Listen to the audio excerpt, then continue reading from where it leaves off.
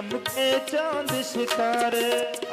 बिना सड़क के दौड़ा जाता सूरज का रथ प्यारे। सूरज का रथ प्यारे, सूरज का रथ प्यारे। इसे भगाने वाला सारी सृष्टि चलाने वाला कौन है, बुलबुल कौन है? सब कुछ करता रहता फिर भी कौन है, बुलबुल कौन है? बुलबुल कौन है? बिना सड़क के सूर्य भगवान का रथ दौड़ रहा है आसमान पर, बिना सड़क के। कौन भगा रहा है इसको? अच्छा, कभी आप चले जाओ हॉस्पिटल, वहां जा करके देखो तो ऐसा लगता है सब के सब मरीज हो गए हैं, सब बीमार हो गए। किसी पागल खाने में चले जाओ तो लगता है सब पागल हो गए हैं। किसी जेल में चले जाओ तो ऐसा लगता है सबको जेल हो गई। अब कभी समुद्र के किनारे खड़े होकर के देखो तो लगता है कि पानी के अलावा कुछ है ही नहीं। कभी ध्यान सागर में जाता इतना जल ठहराया। इतना जल ठहराया, इतना जल ठहराया। उसके ऊपर गेंद बनाकर भूमंडल को बसाया। भूमंडल को बसाया, भूमंडल को बसाया। उसे तराने वाला सारी सृष्टि बनाने वाला कौन है, बुलबुल कौन है? सब कुछ करता रहता फिर भी कौन है, बुलबुल कौन है? भगवान की कलाकारी देख करके बड़े बड़े जो है कवियों की कलम रुक गई। कलम रुकी बुद्धि चकराई, देख हरि की माया। देखो हरि आया, देखो हरि की माया। पंकज में से ब्रह्मा निकले, कण कण ब्रह्म समाया। कण कण ब्रह्म समाया, कण कण ब्रह्म समाया। कभी हंसाने वाला कभी रुलाने वाला कौन है, बुलबुल कौन है? सब कुछ करता रहता फिर भी कौन है, बुलबुल कौन है? इस दुनिया में सुंदर सुंदर फूल खिलाने वाला। फूल खिलाने वाला, फूल खिलाने वाला। तरह तरह के कठपुतली को नाच नचाने वाला। नाच नचाने वाला, नाच नचाने वाला। कौन है, बुलबुल कौन है? सब कुछ करता रहता फिर भी कौन है, बुलबुल कौन है? बुलबुल कौन है, बुलबुल कौन है? और वृंदावन बिहारी लाल की। राजा परीक्षित जी ने प्रश्न किया, गुरुदेव भगवान ने इस दुनिया को क्यों बनाया? अब बना दिए तो फिर मिटाते क्यों है इसको? और एक जैसा क्यों नहीं बनाते? किसी को गोरा मोटा पतला सब अलग अलग कलर ऐसे क्यों बनाते? तो सृष्टि की रचना भगवान सुखदेव जी राजा परीक्षित को बताते हैं कि भगवान इस सृष्टि की कैसे रचना करते हैं, क्यों करते हैं। बोले देखो, तो पहले भगवान को जब संसार को नष्ट करने का होता है तो 100 साल तक लगातार जल की मूसलाधार बारिश, और 100 साल बारिश होने के बाद में जब मूसलाधार बारिश होगी तो आप अंदाजा लगाओ 100 साल तक लगातार कभी बंद ही ना हो, एकदम नॉन स्टॉप बारिश, तो क्या हालत होगी। 3-4 दिन बारिश हो जाए तो हाहाकार मच जाती कि नहीं। 100 वर्ष तक लगातार जब बारिश होती है तो केवल पानी ही पानी चारों तरफ दिखाई देता है। हजारों फीट नीचे पृथ्वी हो जाती है और पृथ्वी से हजारों फीट ऊपर पानी जो है चला जाता है। कुछ नहीं, केवल पानी पानी, केवल चारों तरफ जलमग्न सारा संसार। तब भगवान इस जल में शयन करते हैं। जल का एक नाम है नार। नारः अयनः यस्यः सा नारायणः। जिन्होंने जल को ही अपना विश्राम घर बना लिया, अयन बना लिया। अयन मतलब शयन, वही भगवान नारायण है। बोले नारायण भगवान की।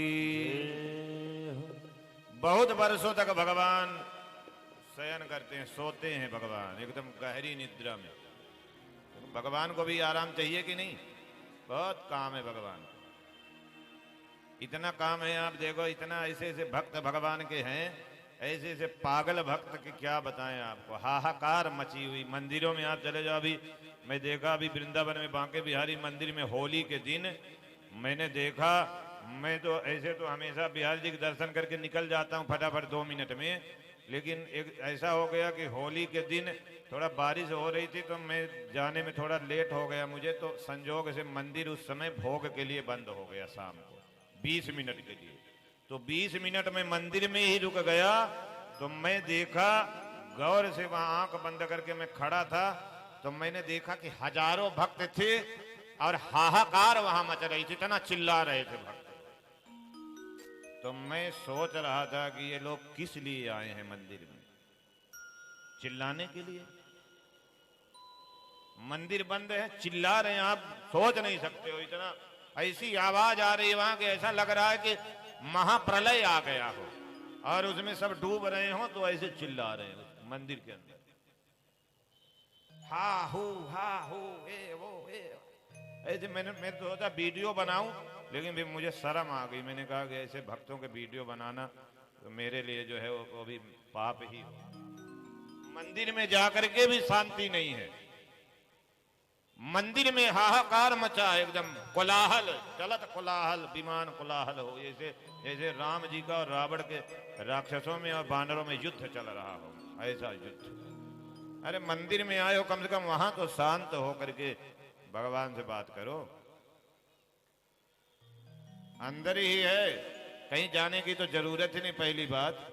पर जब चले ही आए हो, भाड़ा किराया लगा के इतनी दूर, तो कम से कम वहां तो आकर के शांत रहो थोड़ा, वहां तो शांति से दर्शन करो। मंदिर में आके भी चिल्ला रहे हैं, वहां भी घूस दे रहे हैं, वहां भी माला पहनने के लिए घूस। अरे माला पहनाने आए हो भाव का, या पहनने के लिए आए हो खुद? एक माला पहना दे पुजारी जी, ऐसा लगता है जैसे कि एकदम माला पहनने के लिए आए। 50 रुपए दे के एक माला पहन रहे, 100 रुपए दे के चुनरी डलवा रहे गले में। किस लिए आए थे? चुनरी लेने के लिए आए थे। मंदिर में आए भगवान के, वहां भी आकर के यही सब कर रहे। भगवान के मंदिर में आ गए तो शांति पूर्वक आंखें बंद करो। प्रभु, जो स्वरूप आपका मंदिर में विराजमान है, आप कृपा करो वही स्वरूप मेरे हृदय में, मेरे नजरों के सामने हमेशा विराजमान हो जाए, हमेशा हमेशा।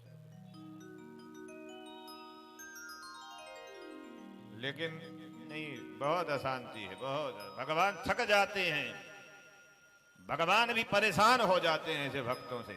तो प्रलय करके फिर हजारों वर्ष तक भगवान विश्राम करते हैं, सोते हैं।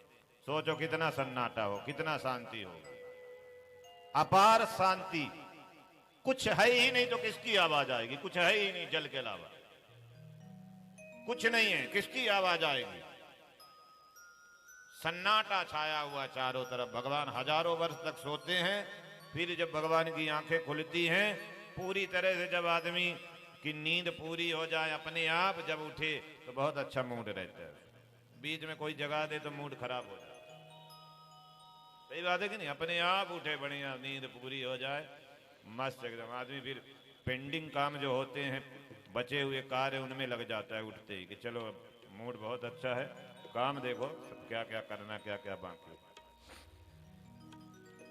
भगवान जब उठे, भगवान का बहुत अच्छा एकदम प्रसन्न चित्त। भगवान ने सोचा कि अब कब तक अकेले रहेंगे, चलो बनाया जाए, फिर से खिलौने बनाए जाएं।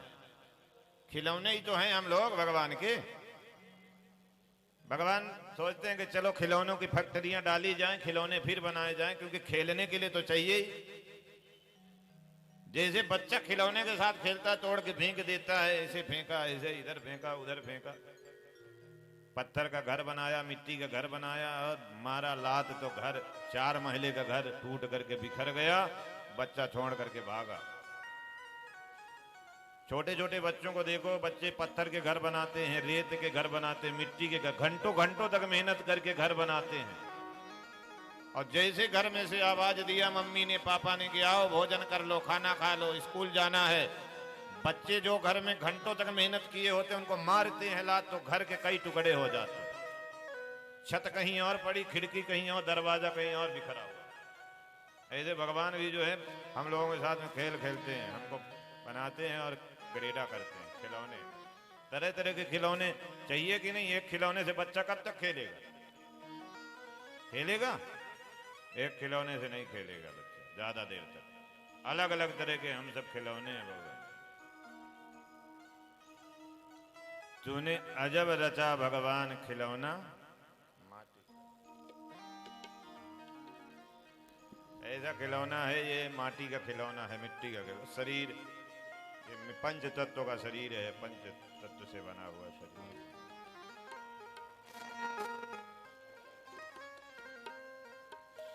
भगवान एको हम बहुत श्यामा, एक से बहुत बनना चाहते हैं। तो सबसे पहले भगवान के नाभि से ब्रह्मा जी हुए, चारों तरफ देखते हैं कुछ दिखाई नहीं दिया, 4 सिर हो गए इनको चारों तरफ देखने के कारण, इसलिए इनका एक नाम हुआ चतुरानन। एकानन चतुरानन पंचानन राजे। आनन मतलब मुख। तो ब्रह्मा जी को कितने मुख हैं? 4 मुख, 4 मुख वाले ब्रह्मा जी। ब्रह्मा जी देखने लग गए कि मैं कौन हूं। ब्रह्मा जी को कुछ दिख नहीं रहा है, कमल के ऊपर बैठे हुए हैं, पानी में से कमल, और कमल में ब्रह्मा जी बैठे, चारों तरफ देखे। कौन तुम जल निसंसित तीर, तरंगों से फेंकी मड़ी एक, कर रहे निर्जन का चुपचाप, प्रभा की धारा से अभिषेक। अपने आप को खोजने लग गए ब्रह्मा जी, कहां से आया हूं। वो जो कमल था ना, कमल के ऐसे नाल को पकड़ करके पानी के नीचे ब्रह्मा जी गए, बहुत दूर तक, कहां से कमल निकला है। हजारों वर्ष बीत गए लेकिन कोई आदि अंत नहीं मिला, क्योंकि भगवान का कोई आदि अंत नहीं है। भगवान का कोई जो है आदि अंत पा ही नहीं सकता है। धरती सब कागज करऊं, लेखनी करऊं बनराय, 7 समुंदर मसी करऊं, हरि गुण लिखा न जाए। सारी धरती को कागज कर दो, सारे वृक्षों को काट के कलम बना दो, सारे 7 समुद्रों को स्याही बना दो, फिर भी भगवान का चरित्र लिखा नहीं जा सकता। एक संत ने कहा कि लिखा जा सकता है, भगवान का चरित्र लिखने के एक बहुत सुंदर साधन है। क्या? कि काया कोरी कागज करऊं, लेखनी करऊं जिबराय, मन को मारी स्याही करऊं, तो हरि गुण आप लिखाया। बोले इस शरीर को कागज बना दो और जिह्वा की लेखनी बना दो और मन को मार करके स्याही बना दो, तो भगवान का चरित्र अपने आप लिखा जा सकता है। बोलो राधे राधे। राधे राधे। ब्रह्मा जी जब हार गए, थक गए, तो तपस्या करने लग गए। तपस्या करते करते उनके सामने भगवान प्रकट हो जाते हैं, चतुर्भुज रूप धारण करके। भगवान नील सरोरुह नीलमणि, नीर नीर घन श्याम, लाजहि तन शोभा निरखी, कोटि कोटि शतकाम। सुंदर भगवान चतुर्भुज रूप धारण करके प्रकट हो जाते हैं। बोलिए नारायण भगवान की। ब्रह्मा जी का हाथ पकड़ करके नाम दिया विधाता और काम दिया संसार की रचना करना। कल मैंने बताया था यहीं पर ब्रह्मा जी को भगवान नारायण ने 4 श्लोक में चतुश्लोकी भागवत का उपदेश देते हैं। बोले भागवत भगवान की जय। अहमेवासमेवाग्र नान्यत यत सत सत्परम पश्चादहम यदि तच्च यो वशिष्येत सोऽस्म्यहम् ऋतेर्थम यत प्रतीयेत न प्रतीयेत चात्मनि तद विद्यादात्मनो मायाम् यथा भासो यथा तमः तदा महान्ति भूतानि भूतेषु च वचेष्वनु प्रविष्टान् प्रविष्टानि तथा तेषु न तेष्वहम् एतावदेव जिज्ञासं तत्त्वजिज्ञासुमात्मनः अन्वयव्यतिरेकाभ्याम् यस्या सर्वत्र सर्वदा। 4 श्लोक में भगवान ने ब्रह्मा जी को चतुश्लोकी भागवत बताया। बोले ब्रह्मा जी आपको अभिमान न आए इसके लिए मैं आपको भागवत कथा सुना रहा। भगवान कहते हैं कि मेरे बारे में जो जान लेते हैं उनको अभिमान नहीं रह जाता, जो मेरे बारे में नहीं जानते उनको अभिमान होता। तो भगवान अपने बारे में बताते हैं कि मैं कौन हूं ये जान लो तुम। भगवान बोले ब्रह्मा जी से तुम्हें क्या दिखाई दे रहा है? बोले चारों तरफ पानी ही पानी है, इसके अलावा कुछ नहीं। बोले जो पानी है ये कौन है जानते हो? बोले नहीं। बोले ये पानी जो है वो मेरा ही स्वरूप है, मैं ही हूं पानी के रूप में आपको चारों तरफ दिखाई दे रहा। मतलब कि पानी के अलावा कुछ है नहीं। इसका मतलब ये हो गया कि मेरे अतिरिक्त इस संसार में कुछ भी नहीं है, जो भी है सब मेरा स्वरूप है। तुम मनुष्यों के रूप में भी, मानव के रूप में, पशु पक्षी के रूप में, सब जगह भगवान ही विभाजित किए हुए हैं अपने आप को। अलग अलग रूप में भगवान ने अपने आप को बनाया। जैसे एक सोने से कई तरह के गहने बनाए जाते हैं, जेवर बनाए जाते हैं, उसी तरह भगवान अपने आप से कई तरह के जो है उत्पत्ति करते हैं। कई तरह मनुष्य, पशु पक्षी, जीव, कीटाणु, सबकी उत्पत्ति भगवान में से ही होती है। और जैसे सोने का गहना बनाया जाता है, गहने बनने से पहले सोना क्या रहता है? बिस्किट सोने का। और फिर तुम ऐसा करो कि जितने सारे गहने बने, कान का, नाक का, उंगली का, गले का, हाथ का, सब इकट्ठा करो और कूट डालो उसको। कूटने के बाद में क्या बचेगा? सोना ही बचेगा। टूटने के बाद ही सोना बचेगा। कूटने के बाद में दूसरा कुछ बचेगा ही नहीं, क्योंकि वो सोना ही बचेगा। तो इस तरह भगवान ही हैं सब जगह। भगवान कहते हैं जो पहले था वो भी मेरा स्वरूप था, जो अब है वो भी मेरा, आगे जो रहेगा वो भी मेरा ही स्वरूप रहेगा। बोल वृंदावन बिहारी लाल की। ब्रह्मा जी ने संसार की रचना चालू कर दी। सबसे पहले ब्रह्मा जी ने 4 पुत्रों को उत्पन्न किया। सनत, सनंदन, सनातन, सनत कुमार, ये ब्रह्मा जी के 4 मानस पुत्र हैं। चारों ने ब्रह्मा जी की अवज्ञा करी, उनका आदेश नहीं माना। चारों बच्चे पैदा हुए तो हाथ जोड़ के पिताजी से पूछे कि पिताजी क्या आज्ञा है मेरे लिए? बोले पढ़ो लिखो, जब बड़े हो जाओगे तो तुम्हारा विवाह करवाएंगे, फिर संसार की रचना कर। ये बोले हमको विवाह नहीं करना। ब्रह्मा जी बोले जो बड़े होते हैं, जो जवान होते हैं, उनको विवाह तो करना ही पड़ता है एक न एक दिन। तो ये बोले यदि बड़े होने पर विवाह करना पड़ता है तो हम आपको वचन देते हैं आज के बाद हम बड़े होंगे ही नहीं कभी, हमेशा 5 वर्ष के ही रहेंगे। तो ये केवल 5 वर्ष के रहे थे। ब्रह्मा जी को क्रोध आया, उसी क्रोध में से एक बालक उत्पन्न हो जाता है। वही बालक है भगवान भोलेनाथास्तोष रुद्र। बोले रुद्र भगवान की। ये रुदती तो रुद्र, जन्म लेते ही ये रोने लग गए, इसलिए इनका नाम पड़ गया रुद्र। इनके 12 विवाह करवाए भोले बाबा के, 12 रुद्राणियों के साथ। कई इनसे संतान, किसी में से बिच्छू, किसी से सांप, किसी से भूत, किसी से प्रेत, ये जो है उत्पत्ति होने लग गई। ब्रह्मा जी ने कहा कि भैया इससे काम नहीं चलेगा, आप ऐसा करो सृष्टि बंद करो और जाओ भगवान का भजन करो। भोले बाबा भगवान का भजन करने के लिए कैलाश चले गए।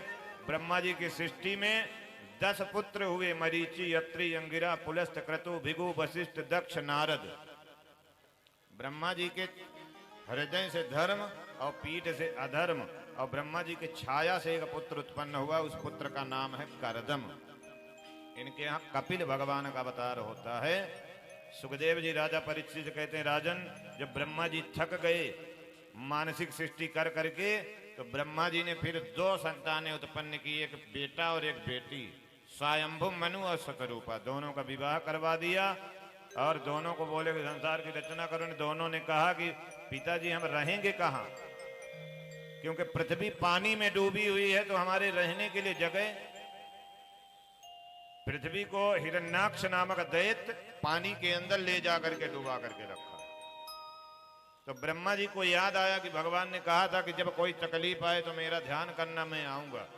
ब्रह्मा जी ने भगवान को याद किया तो ब्रह्मा जी को छींक आ गई, और जैसे ब्रह्मा जी को छींक आई तो ब्रह्मा जी के नाक में से एक मच्छर प्रकट हो गया, और वो मच्छर देखते देखते सूकर का रूप धारण कर लिया। बड़ा विराट स्वरूप सूकर का। बड़ा बोलिए बराह भगवान की जय। सूकर के रूप में भगवान प्रकट हो जाते हैं। भगवान ने कहा क्या क्या सेवा करें आपकी, बताइए ब्रह्मदेव। ब्रह्मा जी ने कहा महाराज पृथ्वी पानी में डूबी हुई है और पृथ्वी को निकालना है, तो आप कृपा करके कुछ ऐसा उपाय, पृथ्वी पानी में से बाहर निकले तभी तो संसार की रचना कर पाएंगे, रहने के लिए जगह तो चाहिए।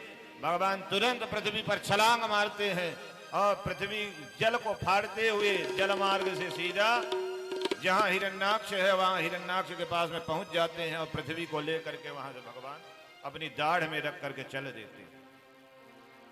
अब देखो यहाँ हिरण्याक्ष युद्ध के लिए सब जगह ढूंढ रहा है कि मेरे मुकाबले कोई योद्धा मिल जाए। नारद जी की मुलाकात हो गई रास्ते में।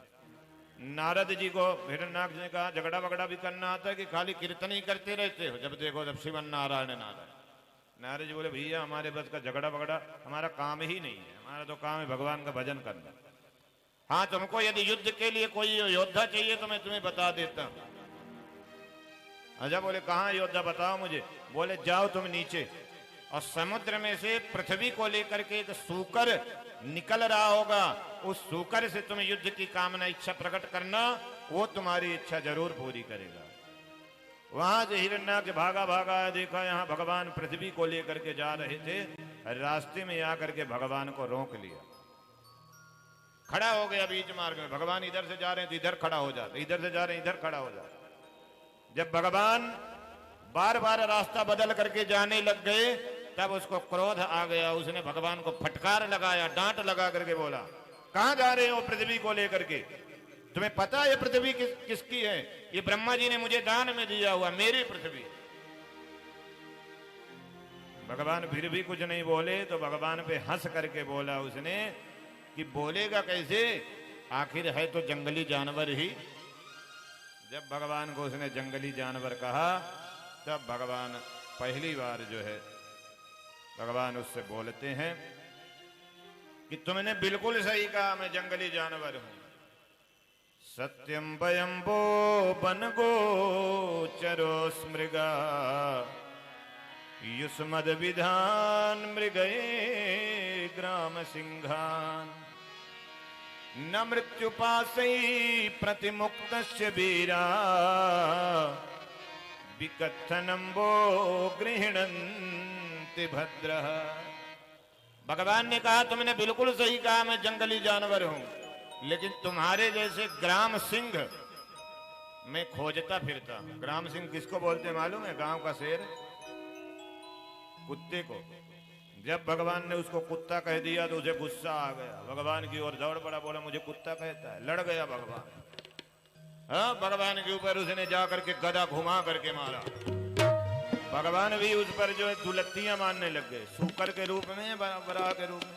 भगवान दौड़ दौड़ करके चारों तरफ जो है उसको मारते हैं। बहुत देर तक भगवान युद्ध करते रहे। सायंकालीन का वक्त हो गया, देवताओं ने आकर के स्तुति किया, प्रभु रात्रि हो जाने पर राक्षसों की ताकत डबल हो जाती है, इससे पहले कि सूर्यास्त हो आप इसे मार दीजिए। भगवान ने घुमा करके एक मुक्का ऐसे मारा तो हिरण्याक्ष धराशायी हो गया, उसका प्राण निकल गया। बोलिए वराह भगवान की। देवताओं ने जय जयकार करी है, फूल बरसाया है। भगवान पृथ्वी को लेकर के चल दिए। अब देखो पृथ्वी माता को अभिमान हो गया, घमंड हो गया। पृथ्वी माता सोचने लग गई कि थोड़े दिन के लिए पानी में क्या डूबी, भगवान का काम नहीं चलता मेरे बगैर, इनको सूकर का रूप धारण कर।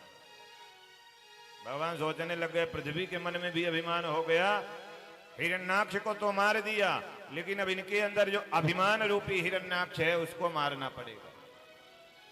तो भगवान ने क्या किया कि पृथ्वी को एक चमत्कार दिखाया। पृथ्वी को लेकर के चले हैं भगवान, चले जा रहे हैं पानी के मध्य में, बीच में जल के मध्य में, चारों तरफ कहीं मोर हैं, कहीं बंदर हैं, कहीं जो है सुंदर सुंदर मंदिरों के शिखर बड़े बड़े दिखाई दे रहे हैं, जय जयकार हो रही है, जय श्री कृष्णा राधे राधे, जय श्री कृष्णा राधे राधे। कहीं बड़े बड़े मंदिरों में घंटियों की आवाज सुनाई दे, कहीं आरती हो रही, कहीं स्तुति हो रही, कहीं कथा हो रही है, कहीं रास लीला हो रही है। पृथ्वी माता ने देखा कि ये कौन सी जगह है, मैं तो पानी में डूबी हुई थी, फिर भी ये जगह बची हुई है। भगवान से हाथ जोड़ करके पृथ्वी माता ने बोला, प्रभु ये कौन सी जगह, कौन सा शहर है, और आप कृपा करके बताएं कि ये शहर कैसे बचा हुआ है, क्योंकि मैं तो पानी में डूब गई थी, फिर ये कैसे बचा। ये शहर भी तो पृथ्वी में ही होगा। मेरा प्रलय हो गया, सारी पृथ्वी पानी में डूब गई, तो ये शहर नगर कैसे बचा हुआ है। भगवान ने कहा कि ये श्री धाम वृंदावन है, ये मेरा अपना घर है। पृथ्वी माता ने कहा लेकिन ये बचा कैसे है, क्योंकि पृथ्वी का तो प्रलय हो गया, पानी में डूबी थी। भगवान बोले सारी दुनिया का प्रलय होता है, मेरे वृंदावन का प्रलय नहीं होता, क्योंकि वृंदावन तो मेरा अपना घर है। बोल वृंदावन धाम की, वृंदावन तो मेरा अपना घर है, इसलिए वृंदावन का प्रलय कभी नहीं होता। ऐसे श्री धाम वृंदावन की महिमा, वृंदावन में रहने वाले भक्तों का ये सुंदर भाव। एक छोटा सा भजन गा करके फिर आगे हम कथा को बढ़ाएं। और वृंदावन धाम की जय हो। मेरी बाके बिहारी से अखियां लड़ी, मेरे बाके बिहारी से अखियां लड़ी, मेरे बाके बिहारी से अखियां लड़ी, मेरे बाके बिहारी से अखियां लड़ी। चाहे फांसी लगे या लगे हथकड़ी, चाहे फांसी लगे या लगे हथकड़ी, चाहे फांसी लगे या लगे हथकड़ी, चाहे फांसी लगे या लगे हथकड़ी।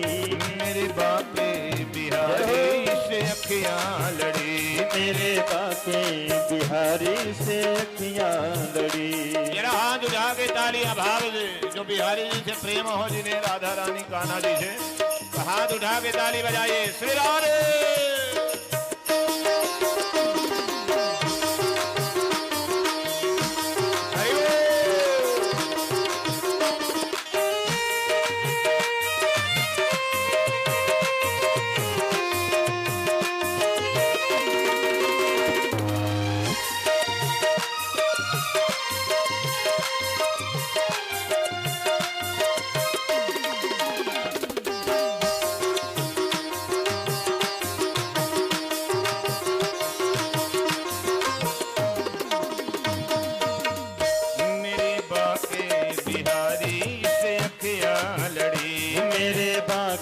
बिहारी से अखियां लड़ी। चाहे फांसी लगे या लगे हथकड़ी, चाहे फांसी लगे या लगे हथकड़ी, चाहे फांसी लगे या लगे हथकड़ी, चाहे फांसी लगे या लगे हथकड़ी।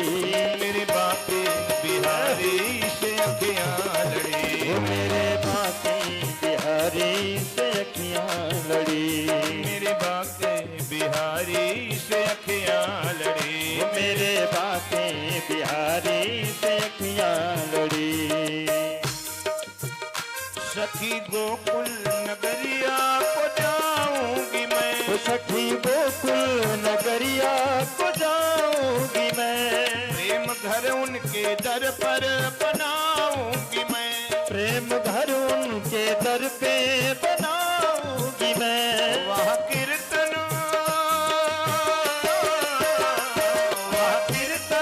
करूं मैं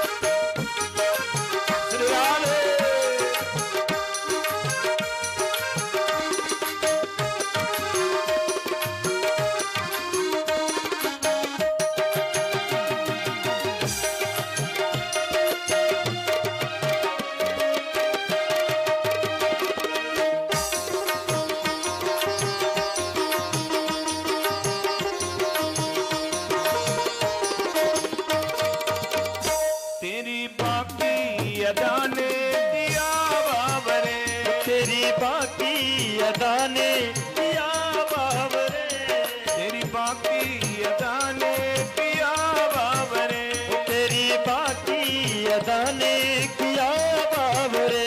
अपनी चरणों तेरे नैनों में घर है मेरा सावरे, तेरे नैनों में घर है मेरा सावरे, नैनों में घर है मेरा सावरे। तेरे नैनों से, तेरे नैनों से, तेरे नैनों से नैना लड़े हर घड़ी, तेरे नैनों से नैना लड़े हर घड़ी। मेरे बाके बिहारी से अखियां लड़ी, मेरे बाके बिहारी से अखियां लड़ी। मेरा हाथ उठा के तालियां बजाते हुए श्री राधे।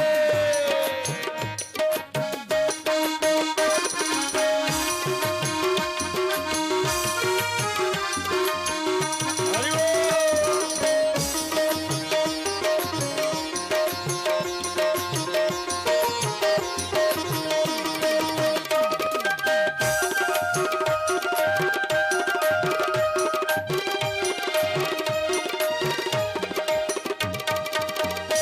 मेरी बिनती बिहारी जी सुन लीजिए, मेरी बिनती बिहारी जी सुन लीजिए। अपनी चरणों की दासी बना लीजिए, वो अपने चरणों की दासी बना लीजिए। छोड़ के सारे,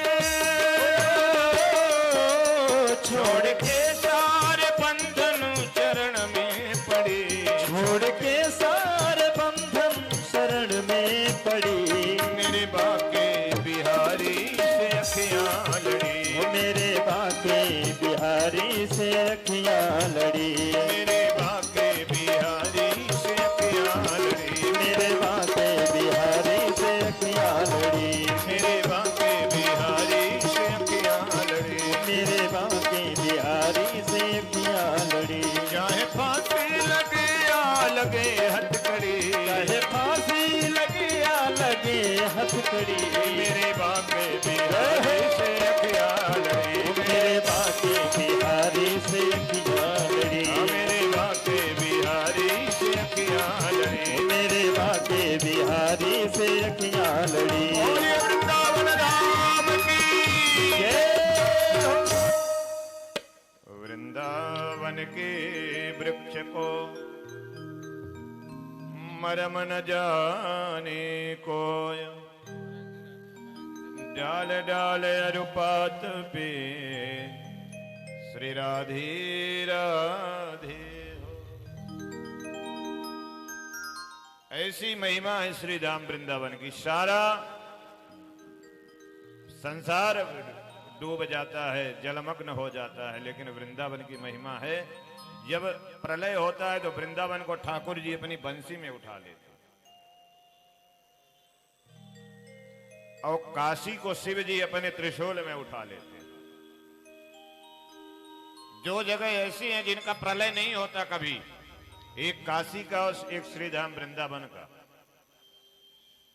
श्रीधाम वृंदावन को ठाकुर जी अपनी बंसी में उठाते हैं और काशी को भोले बाबा अपने त्रिशूल में। भोले बाबा भी ऐसे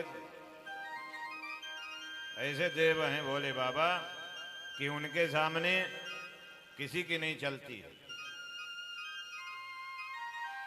राष्ट्रपति होता है ना, राष्ट्रपति, भोले बाबा राष्ट्रपति हैं और विष्णु जो हैं वो प्रधानमंत्री हैं। सारी व्यवस्था किसके हाथ में रहती है? प्रधानमंत्री के हाथ में। राष्ट्रपति तो बस जो है बैठे रहे, बस ज्यादा उनका काम नहीं रहता राष्ट्रपति का, सब देख रेख करने का। कहीं उद्घाटन हो गया, कहीं जो है सभा को संबोधित करना हो गया, बाकी पूरा काम लगभग 95% जिम्मेदारी प्रधानमंत्री के हाथ में ही रहती है। विदेशों में जाना, नई नई चीजें वहां से लाना, देना लेना, आदान प्रदान करना, वो सब प्रधानमंत्री के नेतृत्व में ही सारा कार्य। हाँ, एक विशेष कार्य होता है जो राष्ट्रपति के द्वारा होता है। क्या? जैसे किसी को फांसी लग गई हो तो फांसी की माफी कहां से मिल सकती है? राष्ट्रपति।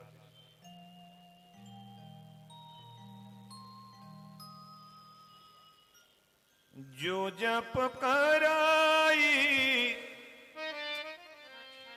कुमारी तुम्हारी, जो जप कराई कुमारी तुम्हारी, जो जप कराई कुमारी तुम्हारी, ओ जो जप कराई कुमारी तुम्हारी। भाभी हूँ मेटी सकहीं त्रिपुरारी, ओ भाभी हूँ मेटी सकहीं त्रिपुरारी, भाभी हूँ मेटी सकहीं त्रिपुरारी, ओ भाभी हूँ मेटी सकहीं त्रिपुरारी। राष्ट्रपति क्या करते हैं? राष्ट्रपति के हाथ में है, फांसी को चाहें तो माफ कर दें किसी की फांसी। इसी तरह भगवान भोले बाबा भी हैं, कोई मरने वाला हो और भोले बाबा चाहें तो उसको बचा सकते हैं। भाभी हूं मीठी सकई त्रिपुरारी, माथे पे लिखा हुआ जो है उसको भी भोले बाबा मिटा सकते हैं। मार्कंडे जी को 12 वर्ष की आयु थी और भोले बाबा की सेवा करने लग गए। वो जब 12 वर्ष पूरा हुआ, उस समय शिव जी के मंदिर में थे, शिव जी की पूजा कर रहे थे, पिंडी की, शिवलिंग की पूजा कर रहे थे। यमराज के दूत आए और रस्सी में बांध करके खींचने लग गए उनको। अब भोले बाबा को पकड़ करके मार्कंडे ऋषि रुदन करने लगे, रोने लगे। भोले बाबा, यदि मैं चला गया, मुझे ये ले गए तो मैं आपकी सेवा नहीं कर पाऊंगा। मुझे मरने का भय नहीं है, बस मैं आपकी सेवा करना चाहता हूं। वहीं भगवान भोले बाबा पिंडी में से प्रकट हो जाते हैं, त्रिशूल लेकर के खड़े हो गए। भोले बाबा त्रिशूल लेके खड़े हुए, यमराज के दूतों की तरफ दौड़े त्रिशूल लेकर। है जो घुमाया त्रिशूल तो सब के सब भागे। अरे महाराज बोले इसका समय पूरा हो गया। यमराज के दूतों ने यमराज को, काल को पुकारा। काल आकर के खड़े हो गए। बोले महाराज भोले बाबा क्या कर रहे हो आप?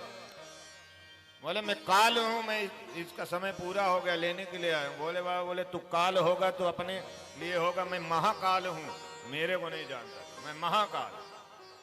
त्रिशूल लिए भोले बाबा खड़े हुए, डमरू बजाते हुए। यमराज हाथ जोड़ दिए, बोले ऐसा ना करिए, यदि आपने ऐसा किया तो संसार का नियम टूट जाएगा, इसका समय पूरा हो गया, ले जाना पड़ेगा। भोले बाबा बोले समय पूरा हो गया, मैं अपनी आयु में से 1 दिन का समय इसको देता हूं। जब भोले बाबा ने दिया, तब से लेकर के आज तक मार्कंडे ऋषि अभी तक मरे नहीं। 1 दिन पूरा होगा भोले बाबा का, तब तो मरेंगे। 1 दिन ही नहीं पूरा हुआ, अब पूरा भी नहीं होगा भोले बाबा का, 1 दिन ही पूरा नहीं, 1000 अमर कर दिया। तो भोले बाबा ऐसे देवता हैं कि भाभी हूं मेटी सकहीं त्रिपुरारी। ये राष्ट्रपति हैं, ये फांसी की सजा यही टाल सकते हैं, इनके अलावा और कोई। तो 2 जगह ऐसी हैं जिनका प्रलय नहीं होता, एक काशी का और एक श्रीधाम वृंदावन का। पृथ्वी को स्थापित कर दिया, स्वयंभू मनु और शतरूपा में से 5 संतानें हुई, 3 बेटियां 2 बेटे।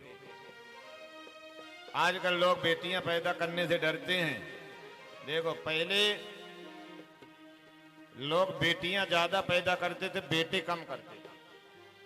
अब उल्टा हो गया, लोग बेटे ज्यादा पैदा करते हैं, बेटियां कम पैदा करने लगे। क्यों? क्योंकि बेटों में मिलता है और बेटियों में देना पड़ता है। सही बात है कि नहीं? बेटों में मिलता है और सब काम हो रहा है, बच्चे भी पैदा कर रहे हैं लोग, वो भी पैसे के लिए पैदा कर रहे हैं। पैसे के बिना कुछ है ही नहीं, कुछ काम ही नहीं हो रहा है। बच्चे पैदा कर रहे हो भी पैसे के लिए पैदा कर रहे हैं। बेटियों को पैदा करने में डर रहे हैं क्योंकि पैसा देना पड़ेगा, पैसा लगेगा। और बेटा हुआ तो बस पिता जब बनता है आदमी टकटकी लगा के बस उसका एक ही ध्यान रहता है कि क्या है, बेटा है कि बेटी। पहले उसका ध्यान, सब माँ भले मर रही हो, तड़प रही हो प्रसव पीड़ा से, लेकिन पिता का एक ही उसके दिमाग में एक ही में ही ध्यान रहेगा। उसको कोई दर्द वर्द नहीं है, उसको बस एक ही चीज है, वो सुनना है कि बेटा की बेटी।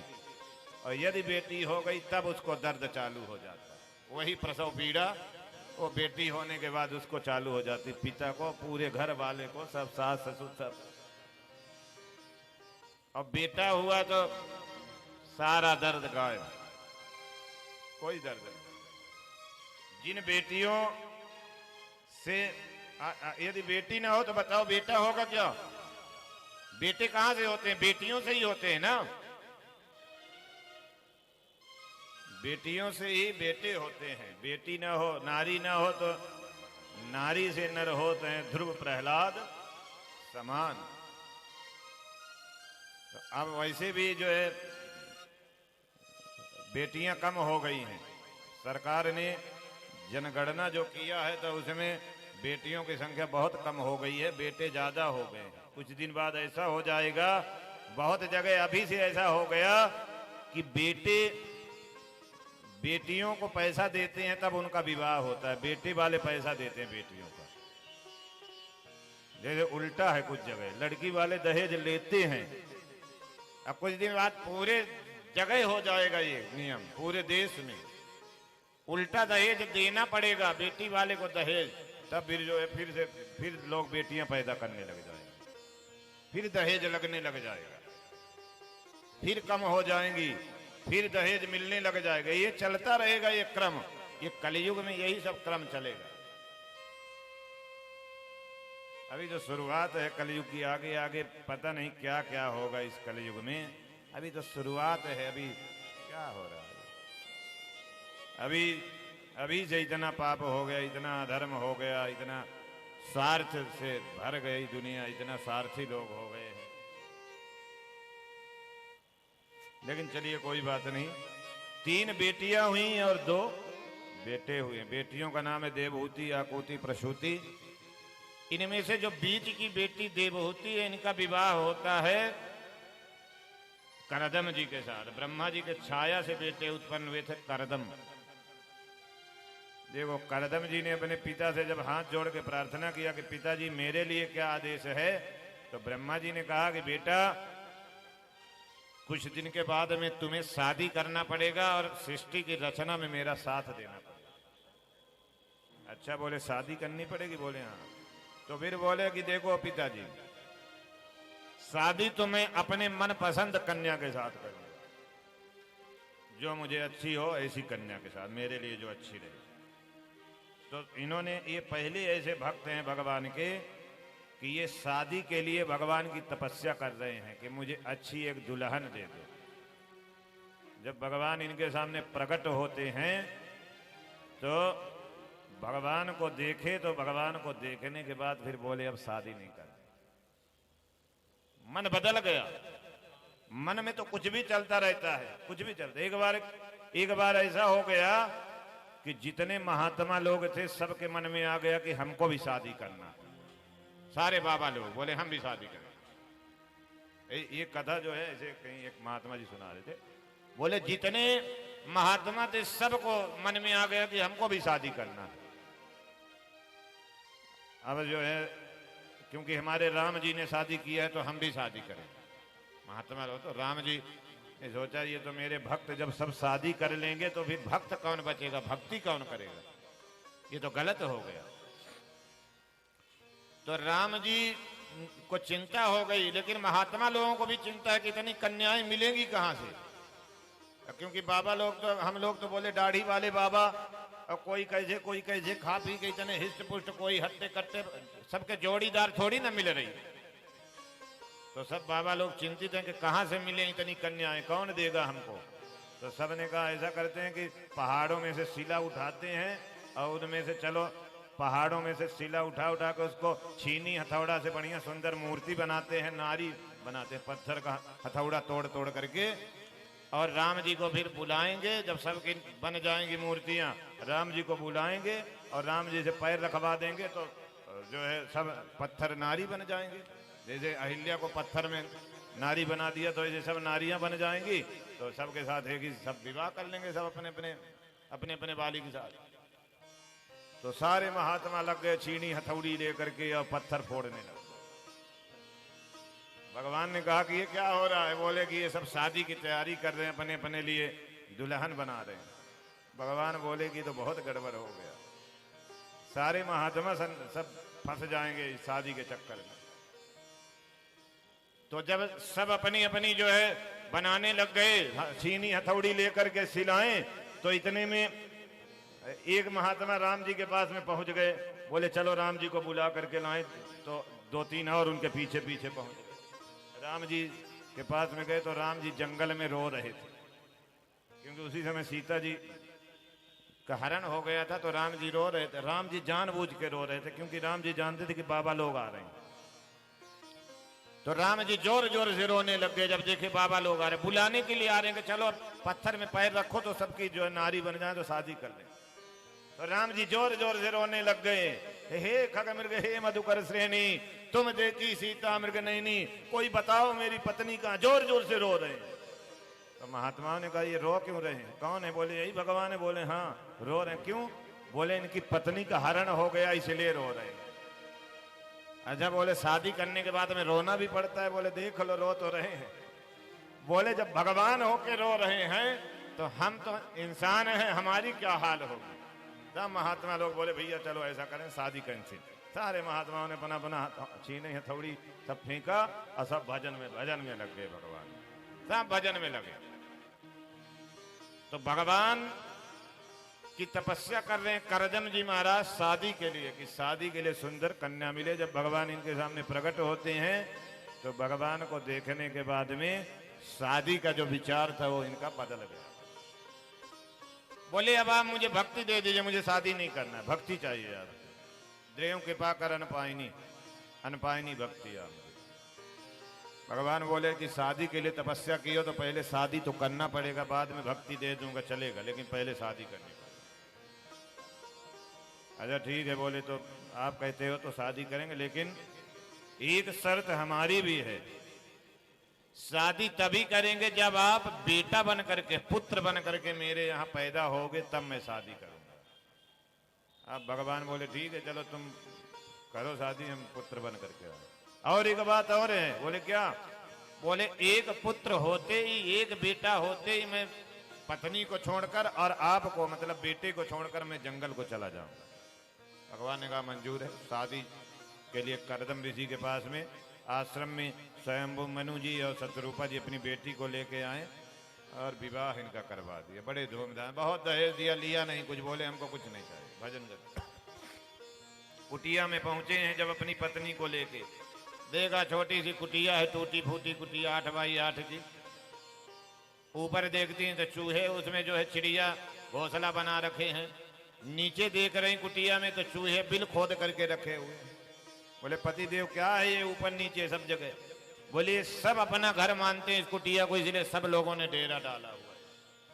अच्छा, बोले छोटी सी कुटिया में चूहा भी रहते हैं, चिड़िया भी रहते, आप कहाँ रहते हो? तो करदम जी ने एक छोटा सा आसन एक किनारे लगा था। बोले मैं उसी आसन में थे। अब गए वहीं बैठ गए और जैसे बैठे हैं तो फिर जो है भगवान के भजन में 36 वर्ष की समाधि लग गई। 36 वर्ष के बाद करदम जी की आंखें खुली हैं। और जैसे आंखें खुली तो देखो देवहूति जी सेवा में लगी हुई। ऐसा नहीं कि छोड़ करके चली जाएं। आजकल की होती तो छोड़ के चली जाती और गाली उल्टा और दे के जाती, 2-4 डंडे मार के जाती साथ में, कि जब यही माला झोली लेके तुमको बैठना था तो शादी क्यों किया था?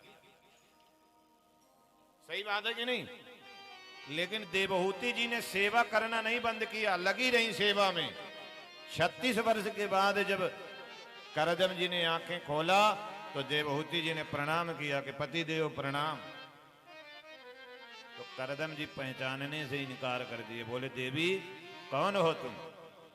तब देवहूति जी रोने लग गई। 36 वर्षों में कभी रोई नहीं थी, पति की सेवा कर रही थी भाव से, लेकिन आज पहली बार रोने लग गई। बोले 36 वर्षों में दासी से कोई गलती हो गई, सेवा में कोई कमी रह गई जो आज आप पहचानने से इनकार कर रहे हो। तब करदम जी ने गौर से देखा, बोले देवहूति तुम प्रसन्न हो गए। और प्रसन्न होकर के करदम जी ने आदेश दिया, तुष्टो हमद्य तब मान अभिमान दाया, शुश्रूषया परमया परया च भक्त्या, यो देहिनामयमतीव सुरहिस्वदेहो, नावेक्षितः समुचितुं क्षपितुं मदर्थे। करदम जी ने कहा, देवी मांगो, आपको क्या चाहिए, मैं प्रसन्न हूं आपकी सेवा से, वरदान मांगो। देवहूति जी ने हाथ जोड़ करके कहा, पति देव, विवाह के बाद एक कन्या को क्या चाहिए, एक पत्नी को क्या चाहिए पति से। करदम ऋषि ने जल हाथ में लिया, मंत्र पढ़ करके जैसे छींटा मारा, तुरंत एक विमान प्रकट हो जाता है, कामदन विमान प्रकट हो गया। हजारों दास दासियां, दुनिया का सारा सुख, सारी सुविधाएं उस विमान के अंदर। करदम जी ले करके उस विमान पर देवहूति को अंदर गए। उसमें एक सुंदर सरोवर था। करदम जी ने हाथ पकड़ा, देवहूति को साथ में लेकर उस सरोवर में डुबकी मारे तो देवहूति हो गई 20 साल की और करदम जी हो गए 25 साल की। दोनों बाहर निकले हैं। सुंदर दास दासियों ने दोनों को सजाया है, श्रृंगार किया देवहूति जी का। 1000 वर्ष तक विमान लेकर के करदम जी आकाश मंडल में भ्रमण करते रहे, पूरे विश्व का भ्रमण किया। बेटा नहीं हुआ, लेकिन बेटियां 9 हो गई, 9 बेटियां हो गई। एक दिन करदम जी ने सोचा कि भगवान बेटा बन के आने को बोले थे, भगवान तो आ नहीं रहे हैं, बेटियां हो रही हैं। बोले प्रभु अब परीक्षा ले रहे हो, आप तकलीफ दे रहे हो, अब आप आ जाओ। 10वीं बार भगवान स्वयं जो है कपिल के रूप में नारायण अवतरित हो जाते हैं। बोले कपिल भगवान की। जब कपिल के रूप में भगवान अवतरित हुए तो जो करदम जी ने प्रणाम किया और जंगल की ओर चलने लग गए। देवहूति जी ने हाथ पकड़ लिया, बोले अभी अभी बेटा जन्म लिया है, इतना जल्दी आप जा रहे हो, 9 बेटियां, थोड़े दिन रुक जाओ। तो थोड़े दिन तक रुक जाते। ब्रह्मा जी को 10 पुत्र हैं, मरीचि, यत्री, अंगिरा, पुलस्त, क्रतु, भृगु, वशिष्ठ, दक्ष, नारद। इन पुत्रों को लेकर के ब्रह्मा जी कपिल जी से मिलने के लिए आते हैं। तो नारद जी को छोड़ करके बाकी के जो 9 पुत्र हैं, उन 9 पुत्रों का विवाह देवहूति और करदम जी की जो 9 पुत्रियां थी उनके साथ में करवा दिया। अब करदम जी ने कहा, देवहूति अब बताओ, अब तो ठीक है ना, बेटियों से जिम्मेदारी तुम्हारी खत्म, अब बेटा है, इस बेटे को लेकर के तुम रहो और मुझे आदेश दो, भजन करने के लिए मुझे जाने की अनुमति दो। करदम जी ने 3 फेरे लगाए हैं भगवान कपिल जी के और प्रणाम करके जंगल की ओर चल देते हैं भगवान का भजन करने के लिए। नाम भगवान का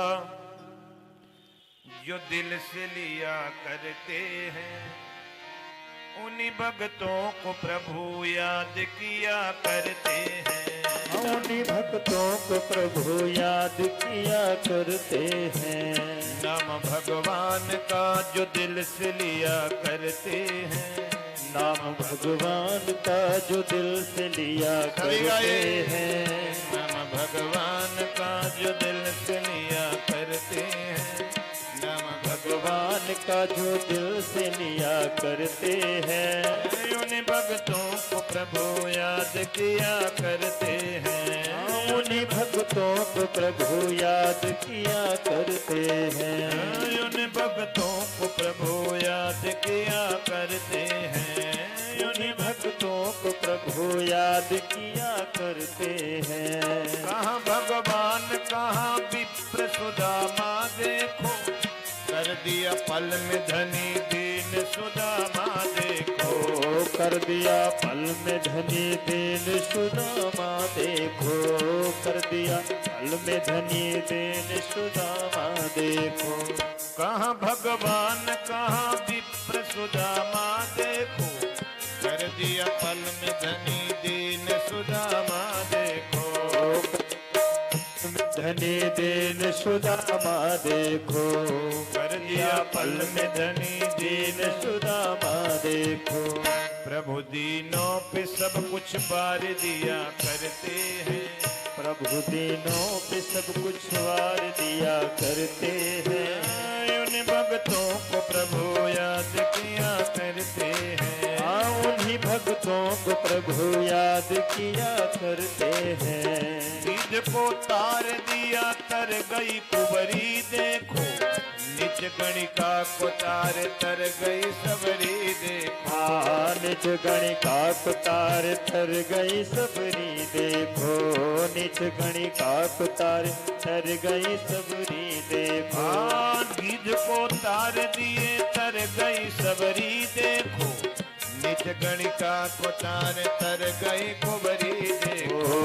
निज गणिका को तार तर गई कुबरी देखो, निज गणिका को तार तर गई कुबरी देखो। नीच से नीच को भी तार दिया करते हैं, नीच से नीच को भी तार दिया करते हैं। उन भक्तों को प्रभु याद किया करते हैं, उन्हीं भक्तों को प्रभु याद किया करते हैं। पाप धरती पे अधिक जब कभी बढ़ते देखा, दुख भक्तों का अधिक जब कभी बढ़ते देखा। दुख भक्तों का अधिक जब कभी बढ़ते देखा, दुख भक्तों का अधिक जब कभी बढ़ते देखा। लेके अवतार प्रभु तार दिया करते हैं, लेके अवतार प्रभु तार दिया करते हैं।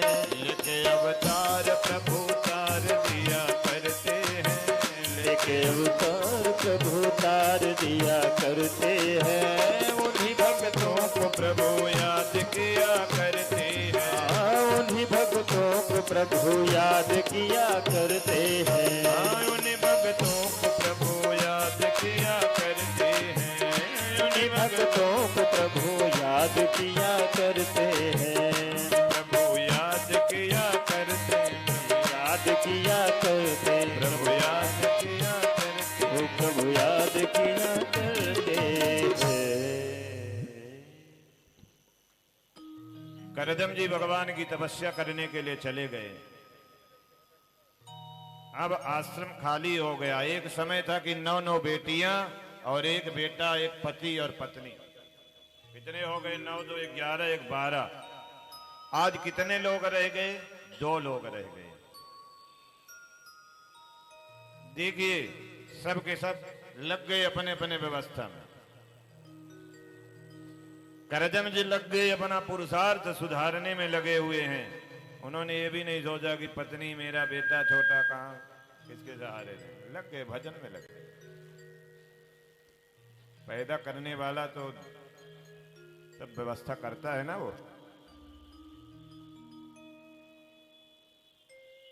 बोलो राधे राधे। राधे राधे। एक दिन माता देवहूति कपिल के पास में जाती हैं। हाथ में थाली लिया, फूल लिया, चंदन, चावल, पानी, लोटा, गिलास, माला ले जाकर कपिल जी का पैर धोया, चंदन लगाया, माला पहनाई। कपिल जी बोले, माता जी ये क्या कर रही हो आप? ये सब तो मुझे करना चाहिए। आप मेरी माँ हो, आप उल्टी गंगा बहा रही हो। माता देवहूति जी ने कहा कि बेटा चुप रहो, ये मुझे बहुत पहले कर लेना चाहिए था, क्योंकि आप केवल मेरे पुत्र हो ऐसा नहीं है, आप भगवान भी हो। मेरे पतिदेव ने कहा था तुम्हारे पिताजी ने कि भगवान मेरे यहाँ पुत्र बन करके अवतार लेंगे, आप आए हो। अच्छा ये बात है, आप जानती हो? बोले हाँ। बोले ठीक है, चलो बताओ क्या चाहिए। क्योंकि झूठ बिना मतलब के तो कोई सेवा करता नहीं है। कोई मंदिर में आके नारियल और कोई अगरबत्ती दिया जला रहा हो तो समझ जाओ कि कुछ न कुछ चाहिए। जिसको कुछ नहीं चाहिए वो कभी आते ही नहीं है मंदिर में, दूर से ही निकल जाते हैं। सही बात है कि नहीं? जिसको कुछ नहीं चाहिए वो नहीं आते हैं मंदिर में, कुछ न कुछ चाहिए होता है तभी आते हैं। अच्छा ये बताओ, कभी आपके मन में ऐसा हुआ क्या कि चलो आज हॉस्पिटल घूम करके आ जाएं? हैं? कभी हुआ ऐसा मन में? जब तक बीमार ना होंगे तब तक हॉस्पिटल नहीं जाएंगे, बिल्कुल पसंद नहीं करेंगे। अरे घूमने की जगह कोई हॉस्पिटल है? कभी ऐसा हुआ मन में कि चलो आज पागल खाना घूम करके आ जाएं, चिड़ियाघर भले चले जाएं, घूम करके आ जाएं। दिल्ली में बहुत बड़ा चिड़ियाघर है ना, लेकिन पागल खाना कोई न जाएगा घूमने के लिए। इसी तरह लोग मंदिर में भी तभी आते हैं जब कुछ न कुछ जहां काम हो, कोई ना कोई कारण होता है, तब आते हैं लोग, ऐसे नहीं आते हैं। दुख में सुमिरन सब करे, सुख में करे न कोय, जो सुख में सुमिरन करे तो दुख काहे को होय। अगर सुख में सुमिरन करने लग जाएं तो दुख होगा ही नहीं। कितना सुंदर बात है, लेकिन इस पे कोई गौर नहीं करते हैं। जब दुख आता है तभी भगवान को याद करते हैं। भगवान ने कहा माता जी बताओ क्या चाहिए आपको, क्या चाहिए? माता देवहूति ने हाथ जोड़ा है, हाथ जोड़ करके निर्विन्ना नितराम भूमन असिनिन्द्रियतर्षणात् हीन संभाव्यमानेन प्रपन्नान्धं तम प्रभो। माता देवहूति ने कहा कि हे बेटा, हे प्रभु, आप मेरे पुत्र भी हो, मेरे भगवान भी हो, मैं आपके सामने हाथ जोड़ के निवेदन करती हूँ। मैंने दुनिया का सारा सुख भोगा है, दुनिया की मैं इतना सुख भोगी हूं कि मेरे सामने कोई सामान्य नारी कल्पना भी नहीं कर सकती। जितना सुख मैंने भोगे उतना कोई सामान्य नारी सोच भी नहीं सकती है। मैं राजा स्वयंभू मनु की बेटी हूं, हजारों दास दासियां जा लगे थे सेवा।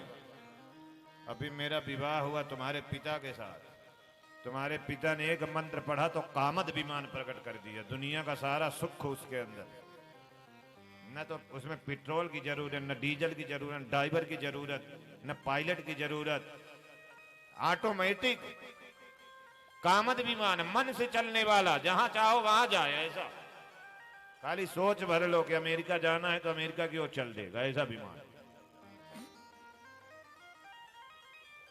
इतना सुख भोगा फिर भी मेरा मन, मेरी इंद्रियां तृप्त नहीं हुई हैं। अभी भी ऐसा लगता है कि कुछ कमी रह गई है। ये इंद्रियां मेरी संतुष्ट क्यों नहीं हो रही हैं, ये तृप्त क्यों नहीं हो रही हैं? अब बस ये सुनने के लिए मेरे कान तड़प रहे हैं, तरस रहे हैं। ऐसा क्यों नहीं हो रहा? क्यों मेरी इंद्रियां तृप्त नहीं हो रही? जितना भोग भोगते चले जा रहे हैं, जिज्ञासाएं आशाएं उतनी होती चली जा रही हैं, और भूख और ज्यादा भोगों के प्रति बढ़ती चली जा रही है। तब देवहूति जी को कपिल भगवान बोले कि माता जी, आपने जिन वस्तुओं का उपभोग किया है, जिनका भोग किया है, वो सारी वस्तुएं परिपूर्ण नहीं है, सब अधूरी हैं अपने आप में, आधी अधूरी। जिस दिन आपका पूर्णता के साथ संबंध जुड़ जाएगा, उस दिन आपका सारी भूख प्यास आपकी खत्म हो जाएगी। बोले ये पूर्ण क्या है, कौन है पूर्ण, किसके साथ जोड़े संबंध? पूर्णमदः पूर्णमिदं पूर्णात् पूर्णमुदच्यते पूर्णस्य पूर्णमादाय पूर्णमेवावशिष्यते। बोले पूर्ण एक ही है, पूर्ण ब्रह्म परमात्मा, उसके अलावा कोई पूर्ण नहीं। उसके साथ संबंध जोड़ो। कैसे जुड़ेगा उसके साथ संबंध? बोले यदि ईश्वर के साथ, परमात्मा के साथ संबंध जोड़ना है तो उसके लिए संतों का साथ करना पड़ेगा, संतों का संग करना पड़ेगा। प्रथम भगति संतन कर संग। संतों का साथ करेंगे तो भगवान के बारे में सुनने के लिए मिलेगा, और जब उनके बारे में सुनने का मिल जाएगा तो अपने आप उनके बारे में जानने लगेंगे। जब तो उनसे अपने आप प्रेम हो जाएगा, अपने आप संबंध जुड़ जाएगा। आपके सामने कोई किसी की चर्चा करने लग जाए, किसी की अच्छाई या बुराई बताने लग जाए, यदि आप उसके बारे में जानते हो, आपको पहले से जानकारी, तो आप क्या बोलोगे? हाँ हाँ हम जानते हैं अच्छी तरह से उनके बारे में। यही बोलोगे ना, हाँ हमको पता है, हम जानते हैं उनके बारे में। हाँ, बहुत लोग तो किसी अच्छे आदमी की चर्चा होने लग जाए तो बहुत लोग तो उसकी बोल चाल ना हो, फोन ऑन में बात ना होती तो भी वो हमारा तो अच्छा उठना बैठना है उनके साथ, हमारा घरेलू संबंध है उनके साथ में। बहुत लोग ऐसे बोल देते हैं, अच्छे आदमी की किसी की होने लग जाए और किसी बुरे की चर्चा होने लग जाए तो फिर कोई ना बोलेगा कि नहीं, हाँ सुना था, पता नहीं कौन है वो, भले उनके अपने ही क्यों ना हो। सही बात है नहीं। हमारे गांव में एक परिवार था हमारे गांव में। तो उसमें क्या हुआ था कि जो परिवार में वो एक आदमी ने क्या किया था कि कुएं में शेर गिर गया। पहले जंगल जंगल रहता था, शेर आते थे शाम को चिघाड़ते हुए, सब दरवाजा बंद अपना अपना सामने। सूर्य डूबते ही जंगल के जानवर आ जाते थे गांव में, सब अपना अपना दरवाजा बंद कर लेते। तो शेर गिर गया कुएं में। तो हमारे उस गांव में एक बहुत बहुत पहलवान थे, एकदम हट्टे कट्टे, एकदम प्रसिद्ध थे वो, एकदम बहादुर थे। और कुएं में उतर गए, उनको लगा कुत्ता गिरा हुआ है, तो गए तो शेर को रस्सी से बांध दिया और खींच लिए ऊपर, 4 लोगों ने मिल करके, कुत्ता समझ करके। और जब बांध रहे थे तो शेर था, तो उनको पानी में जब उनसे लड़ने लग गया तो चढ़ जाता उनके ऊपर, अब पंजे मारता शेर। जंगली शेर हो भी, कोई ऐसा नहीं कि कोई सर्कस का शेर नहीं था, कोई पिंजरे का शेर। जब उनसे युद्ध करो, वो भी इतना खाई पी शरीर था उनका कि वो भी शेर से युद्ध करे खूब, एकदम शेर को मस्त कर दिए पानी के अंदर। लेकिन वो भी लहू लुहान हो गए। बाहर निकले, जब ऊपर में आकर के देखा तो शेर, तब उनको जो है फिर डॉक्टर के पास में ले गए, दवाई कराए। तो उन्हीं के सगे भाई वो क्या किए कि रात, पहले के लोगों को क्या खाने पीने के लिए पेट भर नहीं मिलता था घर में, पेट भर के, तो क्या किए, नदी के किनारे खेती होती है ना, उसमें ककड़ी और तरबूज, ये सब नदी के किनारे गर्मी में खूब बड़े बड़े फरते हैं, नदी के किनारे बो देते हैं लोग। तो उसमें बगीचे में वो रात को एक दिन 4-5 लोगों ने मिल करके बोले चलो आज चलते हैं उधर कलिंगर खाने के लिए, तरबूज खाने। तो गए तो रात में तो किसी को तरबूज मिला, किसी को ककड़ी मिली, किसी को खीरा मिला, और उनको एक कद्दू मिल गया। कद्दू काशी फल होता है ना, कद्दू 15 किलो का। तो उसी को जो है कलिंगर समझ करके पूरा कद्दू खा गए 15 किलो।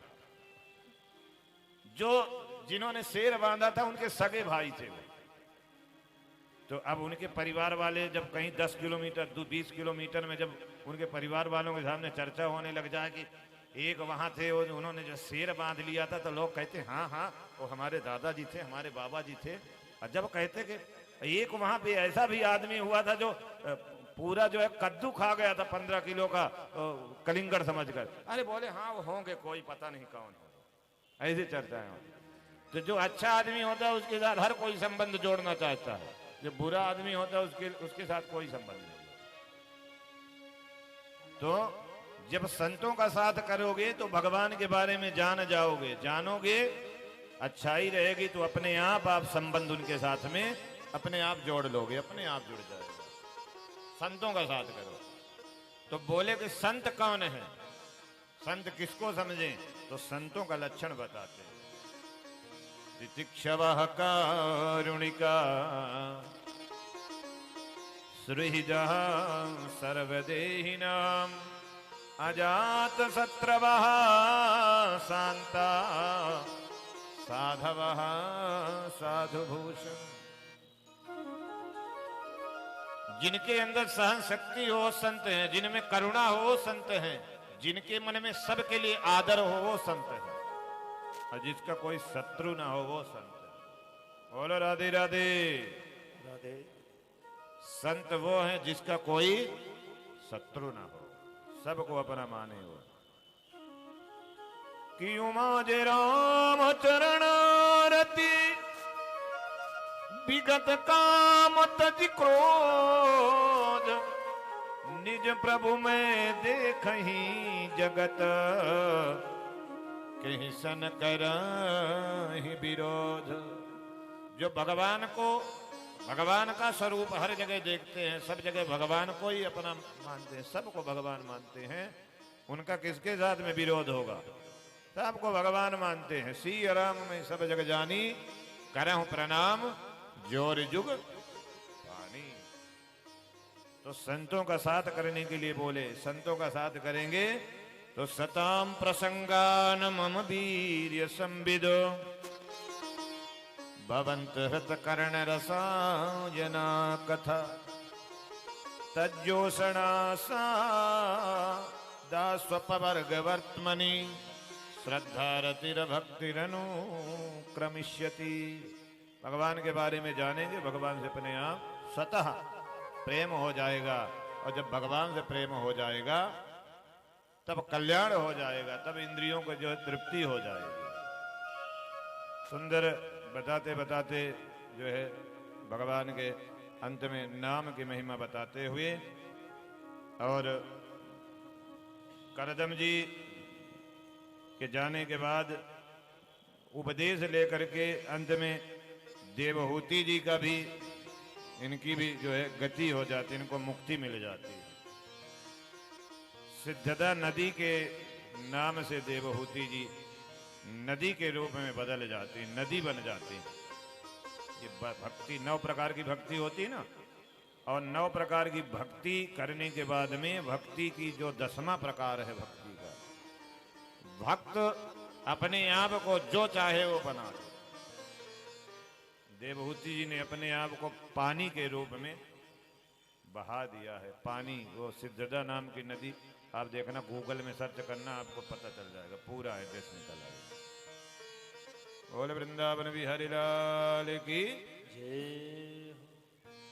आइए एक छोटा सा भजन गाएंगे और इसके बाद फिर ध्रुव जी की कथा सुनाएंगे। कितने बजे तक कथा करनी है? 6:30 बजे तक।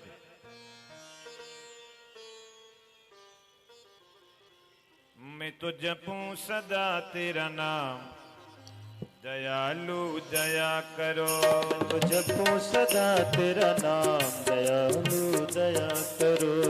जपूं सदा तेरा नाम, दयालु दया करो। गाइए सभी, गाइए सब गाइए। मैं तो जपूं सदा तेरा नाम, दयालु दया करो। मैं तो जपूं सदा तेरा नाम, दयालु दयालु दया करो, दयालु दया करो। कृपालु कृपा करो, कृपालु कृपा करो। मैं तो जपूं सदा तेरा नाम, दयालु दया करो। मैं तो जपूं सदा तेरा नाम, दयालु दया करो। जरा हाथ उठा के जारी अभाव से याद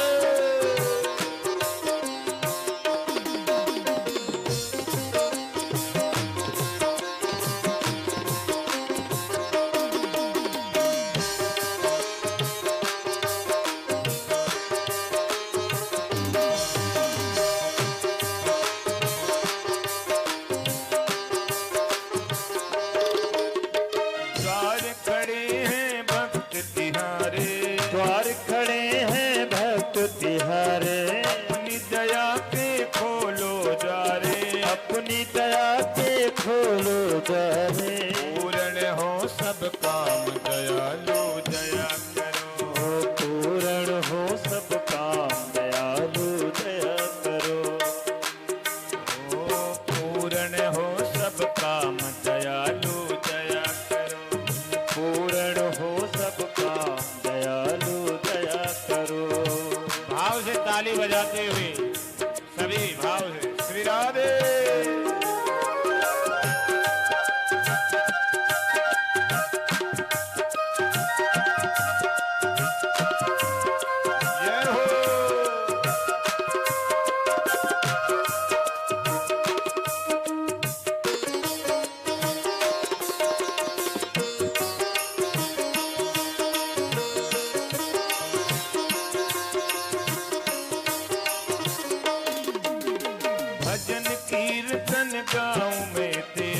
भजन भजन कीर्तन गाऊं मैं तेरा, भजन कीर्तन गाऊं मैं तेरा, भजन कीर्तन गाऊं मैं तेरा, नित्य उठ नाम ध्याऊं मैं तेरा, नित उठ नाम ध्याऊं मैं तेरा, नित्य उठ नाम ध्याऊं मैं तेरा, नित उठ नाम ध्याऊं मैं तेरा।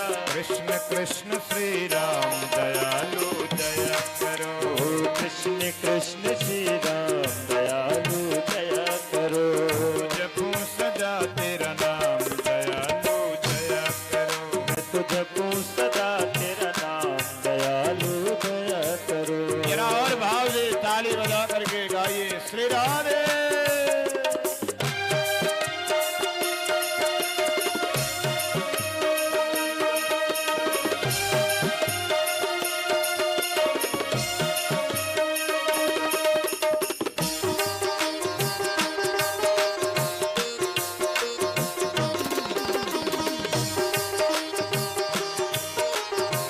वृंदावन बिहारी लाल की।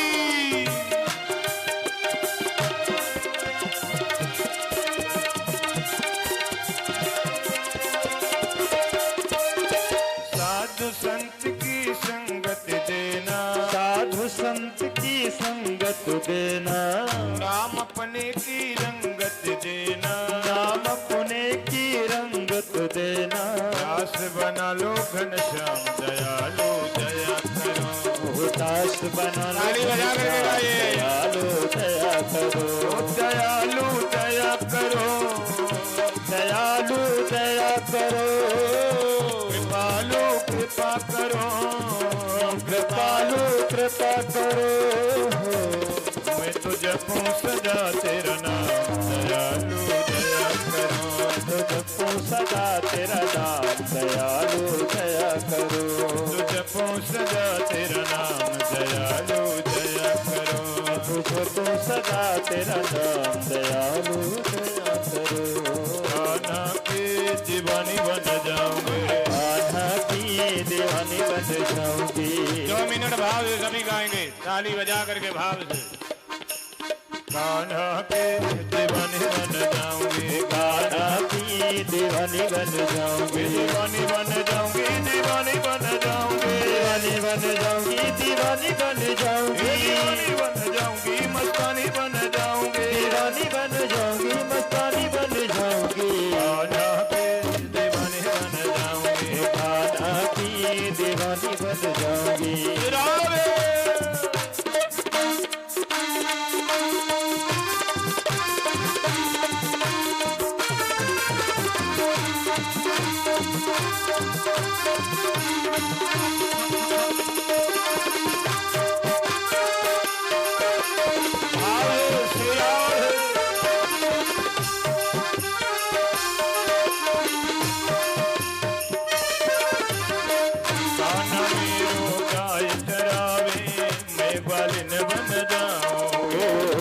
कान्हा मेरो गाय चरावे मैं ग्वालन बन जाओ, कान्हा मेरो गाय चरावे मैं ग्वालिन बन जाऊं, कान्हा मेरो गाय चरावे मैं ग्वालन बन जाओ।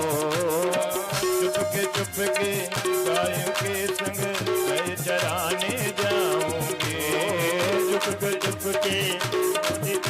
मैं चराने जाऊं।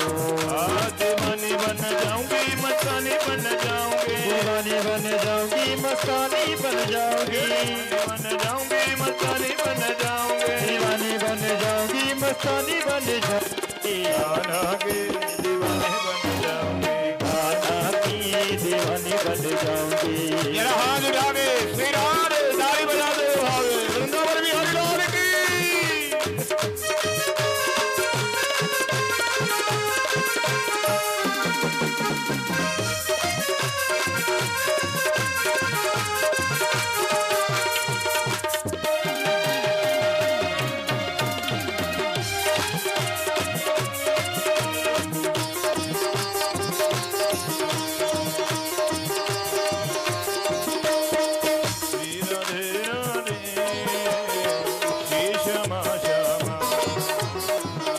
राधे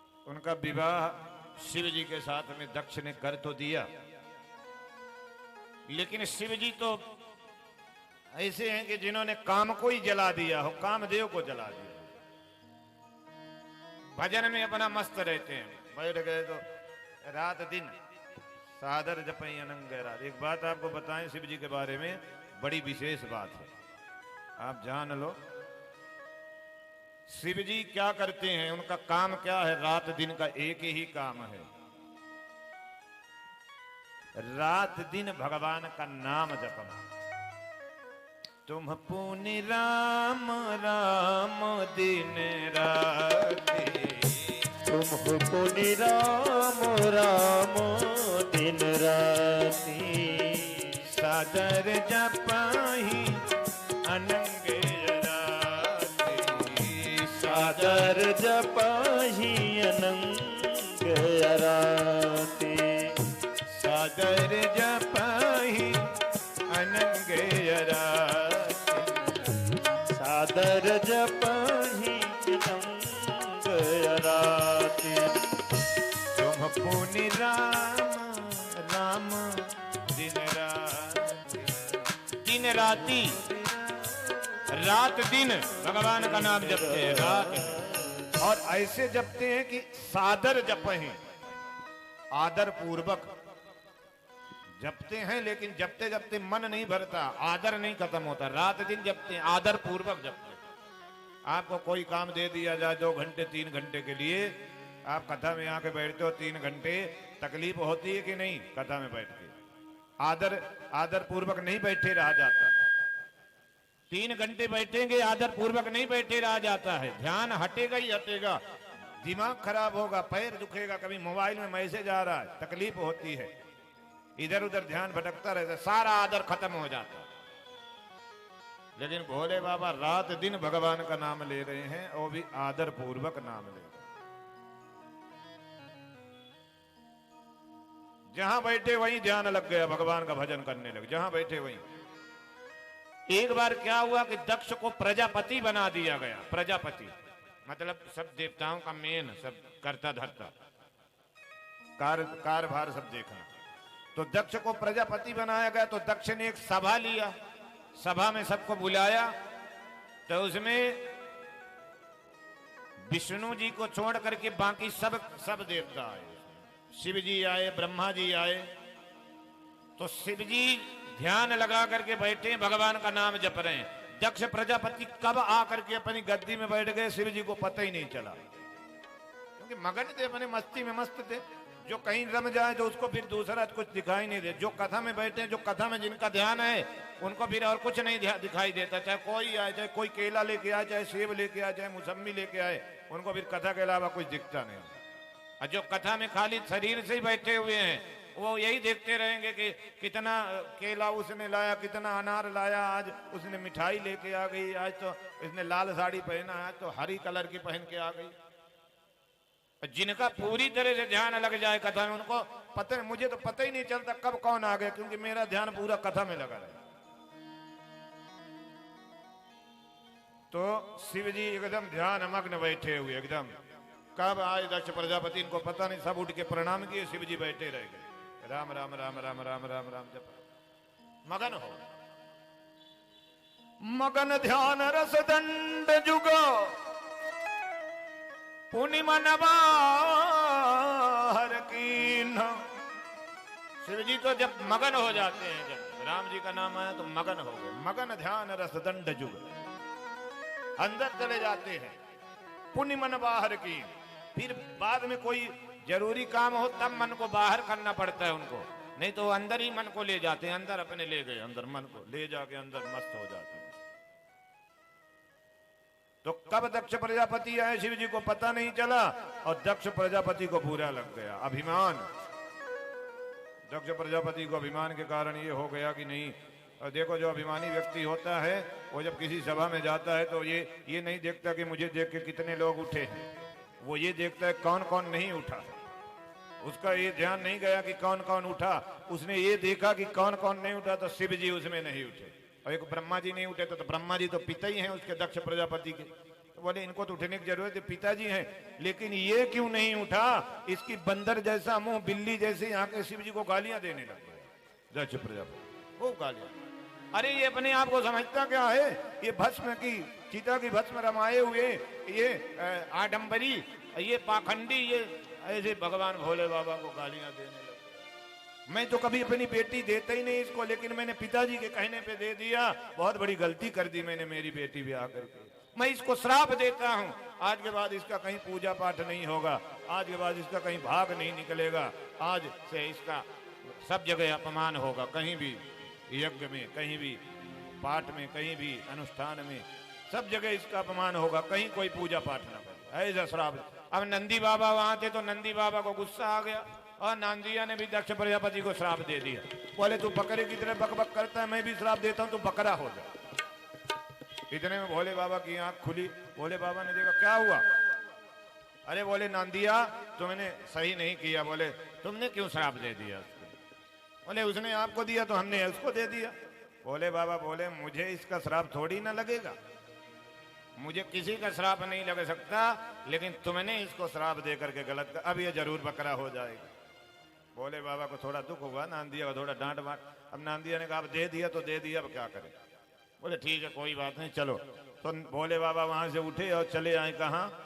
अपने कैलाश पर्वत आ करके, और पार्वती जी के, सती जी के साथ में। एक दिन भोले बाबा ने कहा कि सती चलो आज कथा सुनने के लिए चलते हैं, राम कथा सुनने के लिए। तुलसीदास जी रामचरितमानस में लिखते हैं कि भोले बाबा सती को लेकर के कथा सुनने के लिए चल देते हैं। कहाँ? कुंभज ऋषि के पास।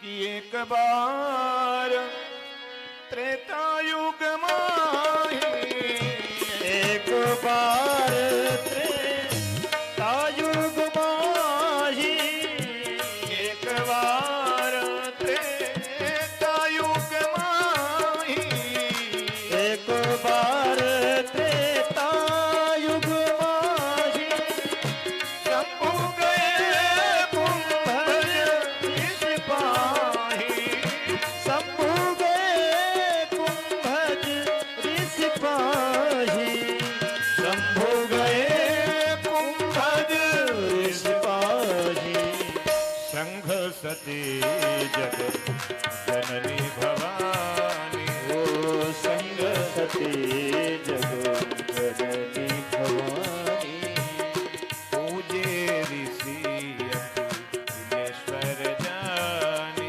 ओ पूजे ऋषि अखिलेश्वर जानी। एक बार भगवान भोले बाबा सती जी को साथ में लेकर के चले गए। कहाँ? कथा सुनने के लिए। उधर किसके पास में? कुंभज ऋषि के पास। अब जब वहां भोले बाबा पहुंचे तो कुंभज ऋषि प्रसन्न हो गए। बोले आज भोले बाबा मेरे यहाँ कथा सुनने आए, मेरा सौभाग्य। चरण धोने लग गए भोले बाबा का।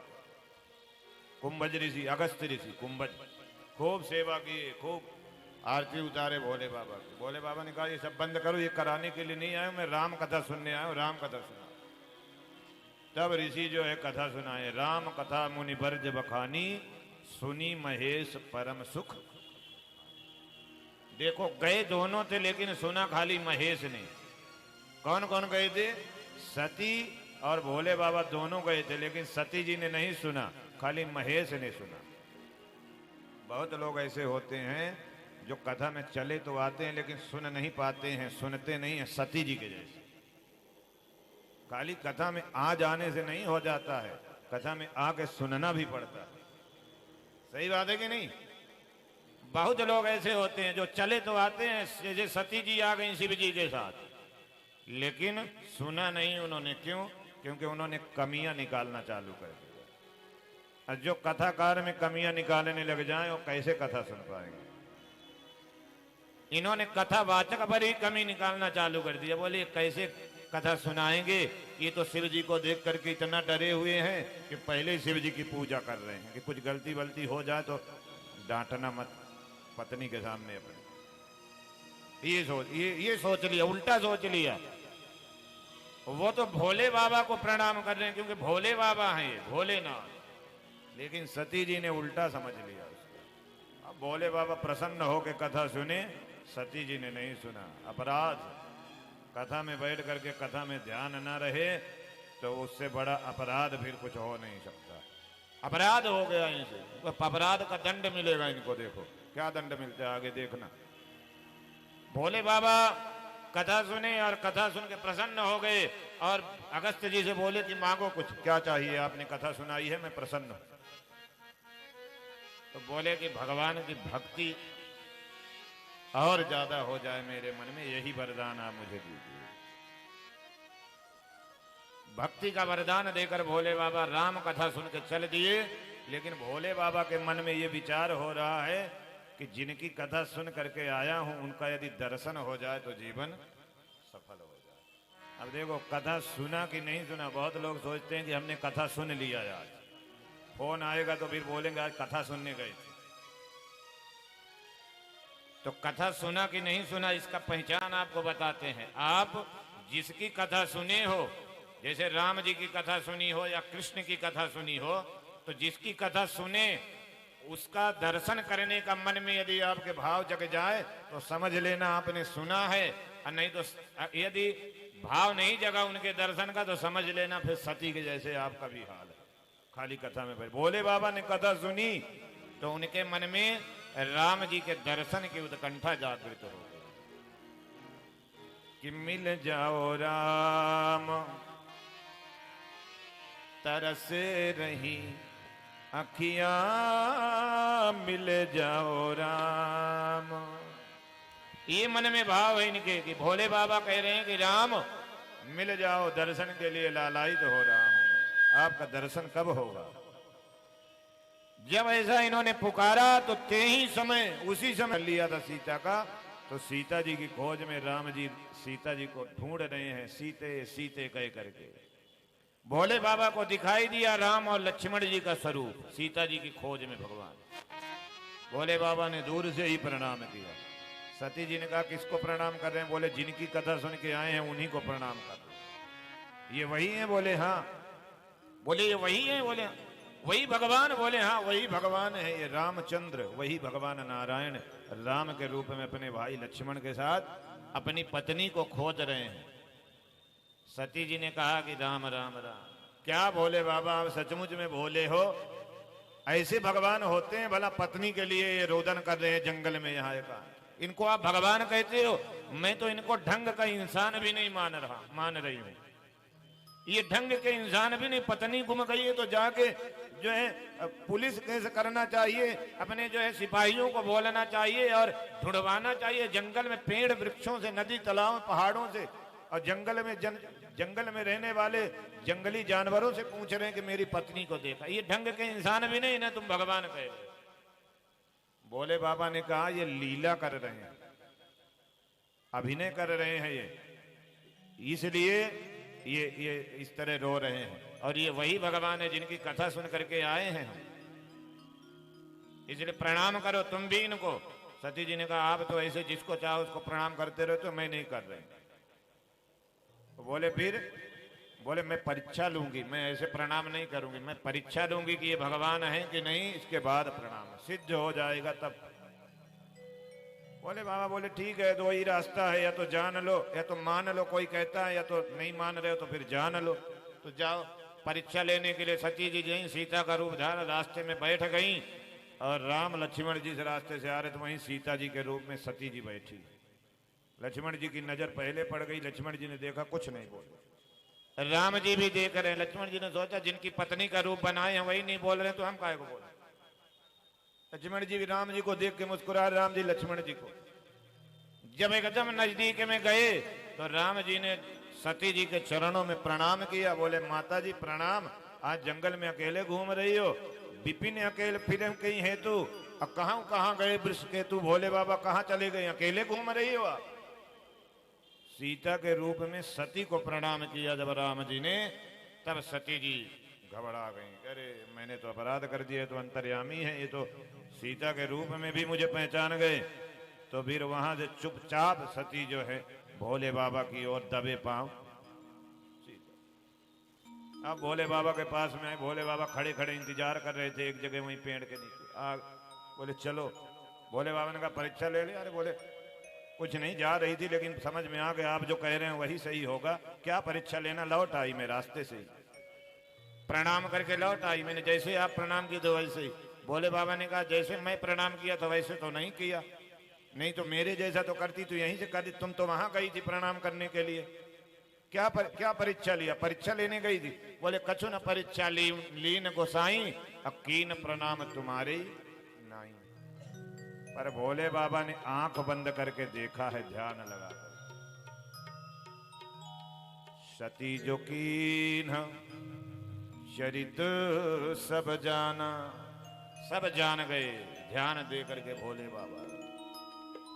भोले बाबा ने संकल्प किया है, असु संकल्प कीन मन माही, अस संकल्प कीन मन माही, यही तन सती भेंट मोहिना। ओ यही तन सते ही भेटी मुनिनाही, यही तन सती भेंट मोहिनाही, यही तन सते ही भेटी अस संकल्प कीन मन माही। भोले बाबा ने मन ही मन संकल्प कर लिया, यही तन सती ही भेंट मोहिनाही। जय जयकार होने लग गई, देवता लोग फूल बरसाने लग गए। जय हो भोले बाबा, आपके जैसी ऐसी प्रतिज्ञा कौन कर सकता है। जब फूल गिरने लग गए तो सती जी ने पूछा कि क्या प्रतिज्ञा कर लिया आपने, जो देवता लोग फूल बरसा रहे हैं ऐसा क्या कर दिया। भोले बाबा ने बताया नहीं। राम कथा सुनाते सुनाते सती जी को ले गए ऊपर कैलाश तक। बरनत पंत विविध इतिहासा, और विश्वनाथ पहुंचे कैलासा। ले गए वहां जाकर के भोले बाबा ने ध्यान लगाया। शंकर सहज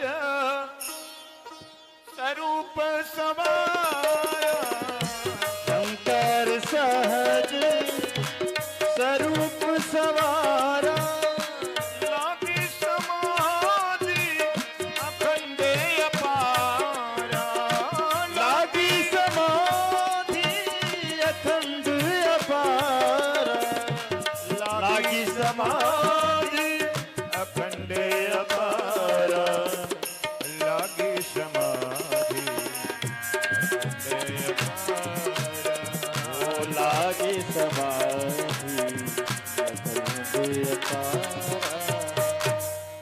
लागी समाधि अखंड अपारा। और 87,000 वर्ष की समाधि भोले बाबा को लगी।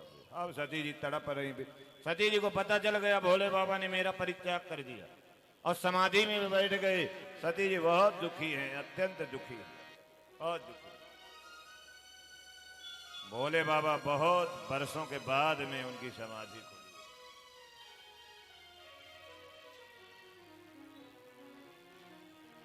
बीते संबत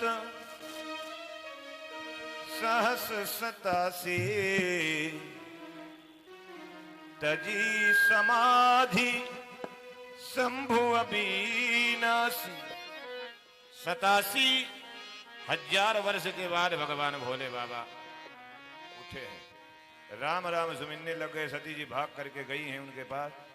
जो बाएं हाथ में आसन बिछा हुआ था सती जी का इधर, उसको उठा करके सामने रख दिया और राम कथा सुनाने लग गए। राम कथा इसलिए सुना रहे हैं कि इनको भगवान के प्रति जो संदेह है, जो कथा में इन्होंने भगवान का अपमान किया, अब वो कथा सुन करके ही जो है वो पाप इनका जो है धुलेगा, इसलिए राम कथा सुना रहे। उसी समय दक्ष ने यज्ञ किया। दक्ष ने सबको बुलाया, भोले बाबा को नहीं बुलाया, और भोले बाबा के वजह से सती जी को भी नहीं बुलाया। और सब देवता लोग कैलाश के ऊपर से हो करके जा रहे हैं, सबका विमान। सती जी ने देखा, बोले पति देव सब विमान में बैठ के देवता कहाँ जा रहे हैं? बोले तुम्हारे पिताजी के यहाँ यज्ञ में जा रहे हैं। सती जी ने कहा मेरे पिताजी यज्ञ कर रहे हैं? बोले हाँ। और मुझे नहीं बुलाया? बोले हाँ। सती जी ने कहा ऐसा हो ही नहीं सकता। भोले बाबा बोले ऐसे ही हो रहा है। सबको बुलाया है, मेरे कारण तुम्हें भी नहीं बुलाया क्योंकि मेरे से दुश्मनी है उनकी। सती जी ने कहा मुझे जाना पड़ेगा क्योंकि पिता के यहाँ तो बिना बुलाए भी जा सकते हैं। भोले बाबा बोले जा सकते हैं, लेकिन जब पिताजी ने जानबूझ के न बुलाया हो तब नहीं जाना चाहिए। सती जी ने जिद किया तो नंदी आदि गणों के साथ भगवान भोले बाबा ने सती जी को भेजा। और वहां सती जी जब गई हैं तो सती जी को देख करके सबके सब सती जी से व्यंग करते हैं, सब हास्य करते हैं, लेकिन सती जी की जो माता हैं वो प्रसन्नता पूर्वक मिलती। केवल भले ही मिली एक माता, भगनी मिली बहुत मुस्काता। बहनें जो हैं बहुत मुस्कुरा मुस्कुरा के बोलती हैं। क्यों? जीजा जी ने कपड़ा वपड़ा पहनना चालू किया कि ऐसे नंगे ही डोला करते हैं अभी। एक बहन ने आके बोला, एक बहन ने कहा कि घर पर बनवाया कि ऐसे पेड़ के नीचे अभी पड़े हुए हैं जब से। सती जी ने मन ही मन सोचा ये ऐसे क्यों बोल रही, मैं तो अपनी माँ के यहाँ आई हूं फिर भी इतना अपमान कर रही है सब। चलो कोई बात नहीं, मेरी माँ तो मुझसे अच्छे से बात कर रही है, बाकी तो छोड़ो। मायके में जो है मेन माँ ही होती है, माँ सही है तो सब सही है। जब यज्ञशाला में गई है जाकर के देखा वहां शिव जी का कोई भाग नहीं है। बीज सभा में खड़ी होकर के सती जी जो है सभी सभासदों को, यज्ञ के आचार्यों को, ब्राह्मणों को, सबको सावधान किया और बोले सब सावधान हो जाओ, जिन जिनने भगवान भोले बाबा का अपमान किया है सबको दंड मिलेगा, कोई नहीं बचेगा। सुनऊ सभासद सकल मुनिंदा, कही सुनी जिन शंकर निंदा, सो फल तुरंत लाभ सब काहू, भले भात पछता पिता हो। पिताजी भली भात पछताएंगे। और अस कही योगी अगिनत अनुजारा, ऐसा कर करके सती जी ने योग अग्नि जलाया है। अस कही योगी अगिनत अनुजारा, भय सकल मत हाहाकार। अस कही योगी अगिनत अनुजारा, भय सकल मत हाहाकारा। भय सकल मत हाहाकारा, ओ भय सकल मत हाहाकारा। इतना कह करके सती जी ने योग अग्नि द्वारा वहां पर प्रकट किया है अपने शरीर को, उसमें जला करके राख कर दिया। हाहाकार मच गई, भगदड़ मची। शिव जी के जो गण थे नंदी आदि झगड़ा करने लग गए। यज्ञ के आचार्य भृगु जी महाराज ने यज्ञ के रक्षक प्रकट कर दिए मंत्र पढ़ करके, शिव गणों को धक्का मार करके भगा दिया। शिव गण जब तक कैलाश पहुंचे तब तक नारद जी ने जाकर के समाचार बताया शिव जी को, और शिव जी को जैसे समाचार मिला कि सती जी ने शरीर त्याग दिया, शिव जी ने अपनी जटा में से एक बाल उखाड़ करके जमीन पर पटका और वीरभद्र प्रकट हो गए। हर हर भगवान भोले बाबा के सामने वीरभद्र खड़े हुए। भगवान भोले बाबा आदेश करिए। क्या आदेश है मेरे लिए? भोले बाबा ने कहा जाओ दक्ष प्रजापति के यज्ञ में सबको यथाउचित दंड देना, छोड़ना मत। क्षण भर में पूरे यज्ञशाला को घेर लिया शिवगणों ने। किसी का दांत तोड़ दिया, किसी की आंख फोड़ दी, किसी की दाढ़ी उखाड़ ली, किसी का हाथ तोड़ दिया, किसी का। दक्ष प्रजापति का तो सिर पकड़ करके नोच लिया और अग्निकुंड में डाल दिया। दक्षाय स्वाहा। अब यज्ञ बीच में बंद हो गया। सब परेशान देवता लोग भगवान भोले बाबा के पास में जाके स्तुति किए। आइए भगवान भोले बाबा की 2 मिनट हम सब भाव से भजन के द्वारा स्तुति और इसके बाद आरती। कल कथा हम 3 बजे शुरू करेंगे। बोलिए उमापति महादेव की जय हो। जितना जिसके भाग्य में लिखा उतना ही पाता है।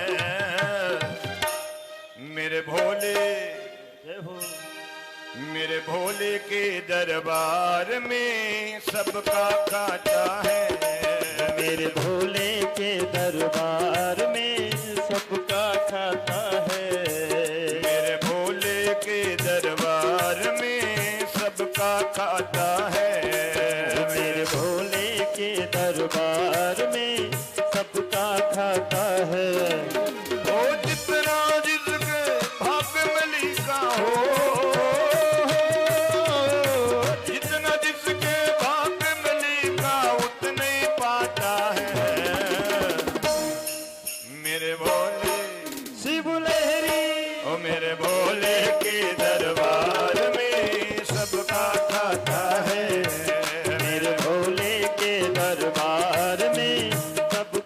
खाता है। चाहे अमीर हो चाहे गरीब हो इनको एक समान, इनको एक समान, इनको एक समान। वो सबकी बिगड़ी वो ही बनाए हो, सबकी बिगड़ी वो ही बनाए, वो सबके भगवान मेरे भोले शिव लहरी, ओ मेरे भोले के दरबार में सबका खाता है। शिव लहरी के दरबार में सबका खाता है। जरा हाथ उठा के तालियां बजाते हुए भाव से श्री राधे।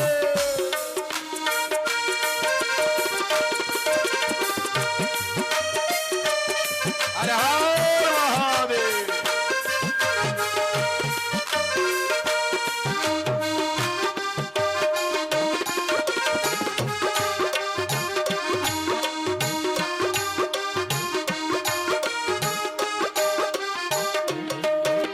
राजा हो या रंक सभी है इनके चौकीदार, इनके चौकीदार, इनके चौकीदार।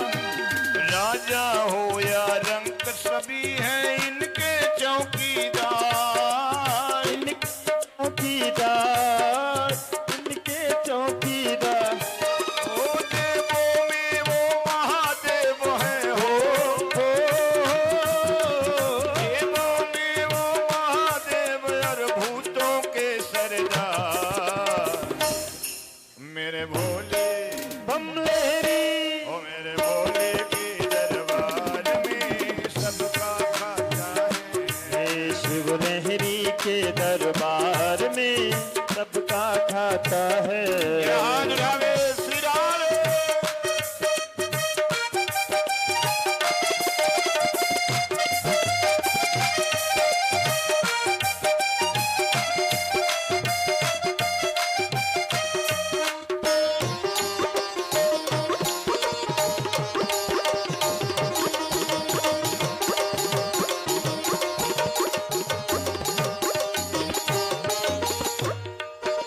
सोच समझ ले मानव तू है दो दिन का मेहमान, दो दिन का मेहमान, दो दिन का मेहमान। सोच समझ ले मानव तू है दो दिन का मेहमान, दो दिन का मेहमान, दो दिन का मेहमान।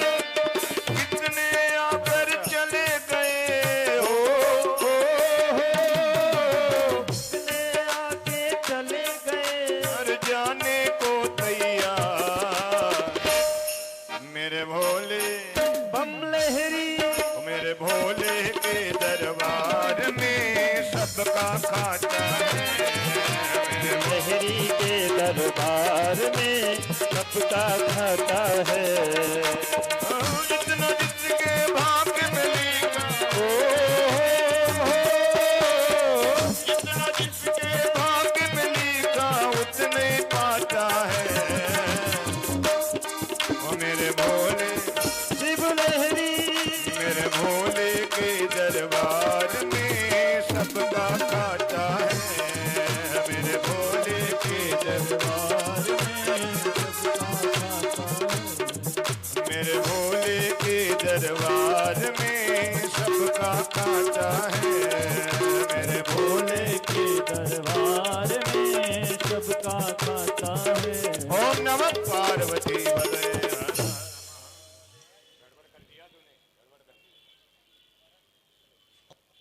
भगवान भोले बाबा से सभी देवताओं ने स्तुति किया और भगवान प्रसन्न होकर के दक्ष प्रजापति को बकरे का सिर लगाते हैं। यज्ञ होता है यहीं पर कथा को विश्राम। कल की कथा हम लोग आगे श्रवण करेंगे। कल चतुर्थ दिवस, कल भगवान कृष्ण का जन्म यहाँ पर हम लोग बड़े धूमधाम से मनाएंगे।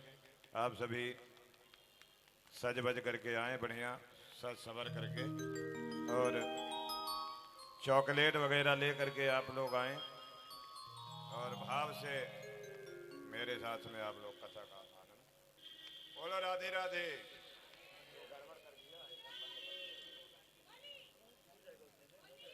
आइए आरती करेंगे अभी। सभी अपने अपने जगह पे खड़े हो जाएंगे। कथा में सहयोग आप सबको करना है। आज मैं बोलना भूल गया, वहाँ पे जो है दान पावती है, उसमें आप सब लोग सहयोग भी करें कथा में। यदि कथा अच्छी लग रही हो, आप सोचते हो कि हमेशा हो कथा, ऐसे भगवान का प्रचार प्रसार होता रहे, भजन कथा, तो सभी सहयोगी बने, कथा में सब सहयोग करें। शुक्ला जी के व्यवस्था में ये कथा हो रही है, सभी सहयोगी बने। बोल वृंदावन बिहारी लाल की जय। ॐ चन्द्रमा मनशो जात शिक्षोः सूर्यो अजायत स्रोत्राद् वायुश्च प्राणश्च मुखादग्निरजायत।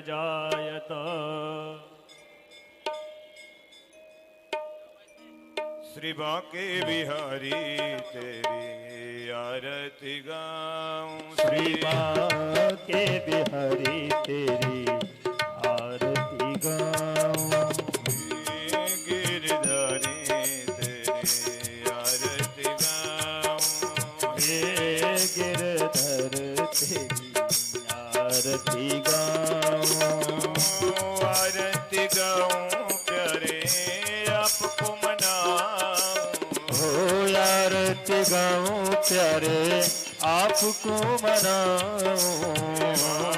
के बिहारी तेरी आरती गाऊं, श्री बांके बिहारी तेरी आरती गाऊं। मोरे मुकुट तेरे शीश पे सोहे,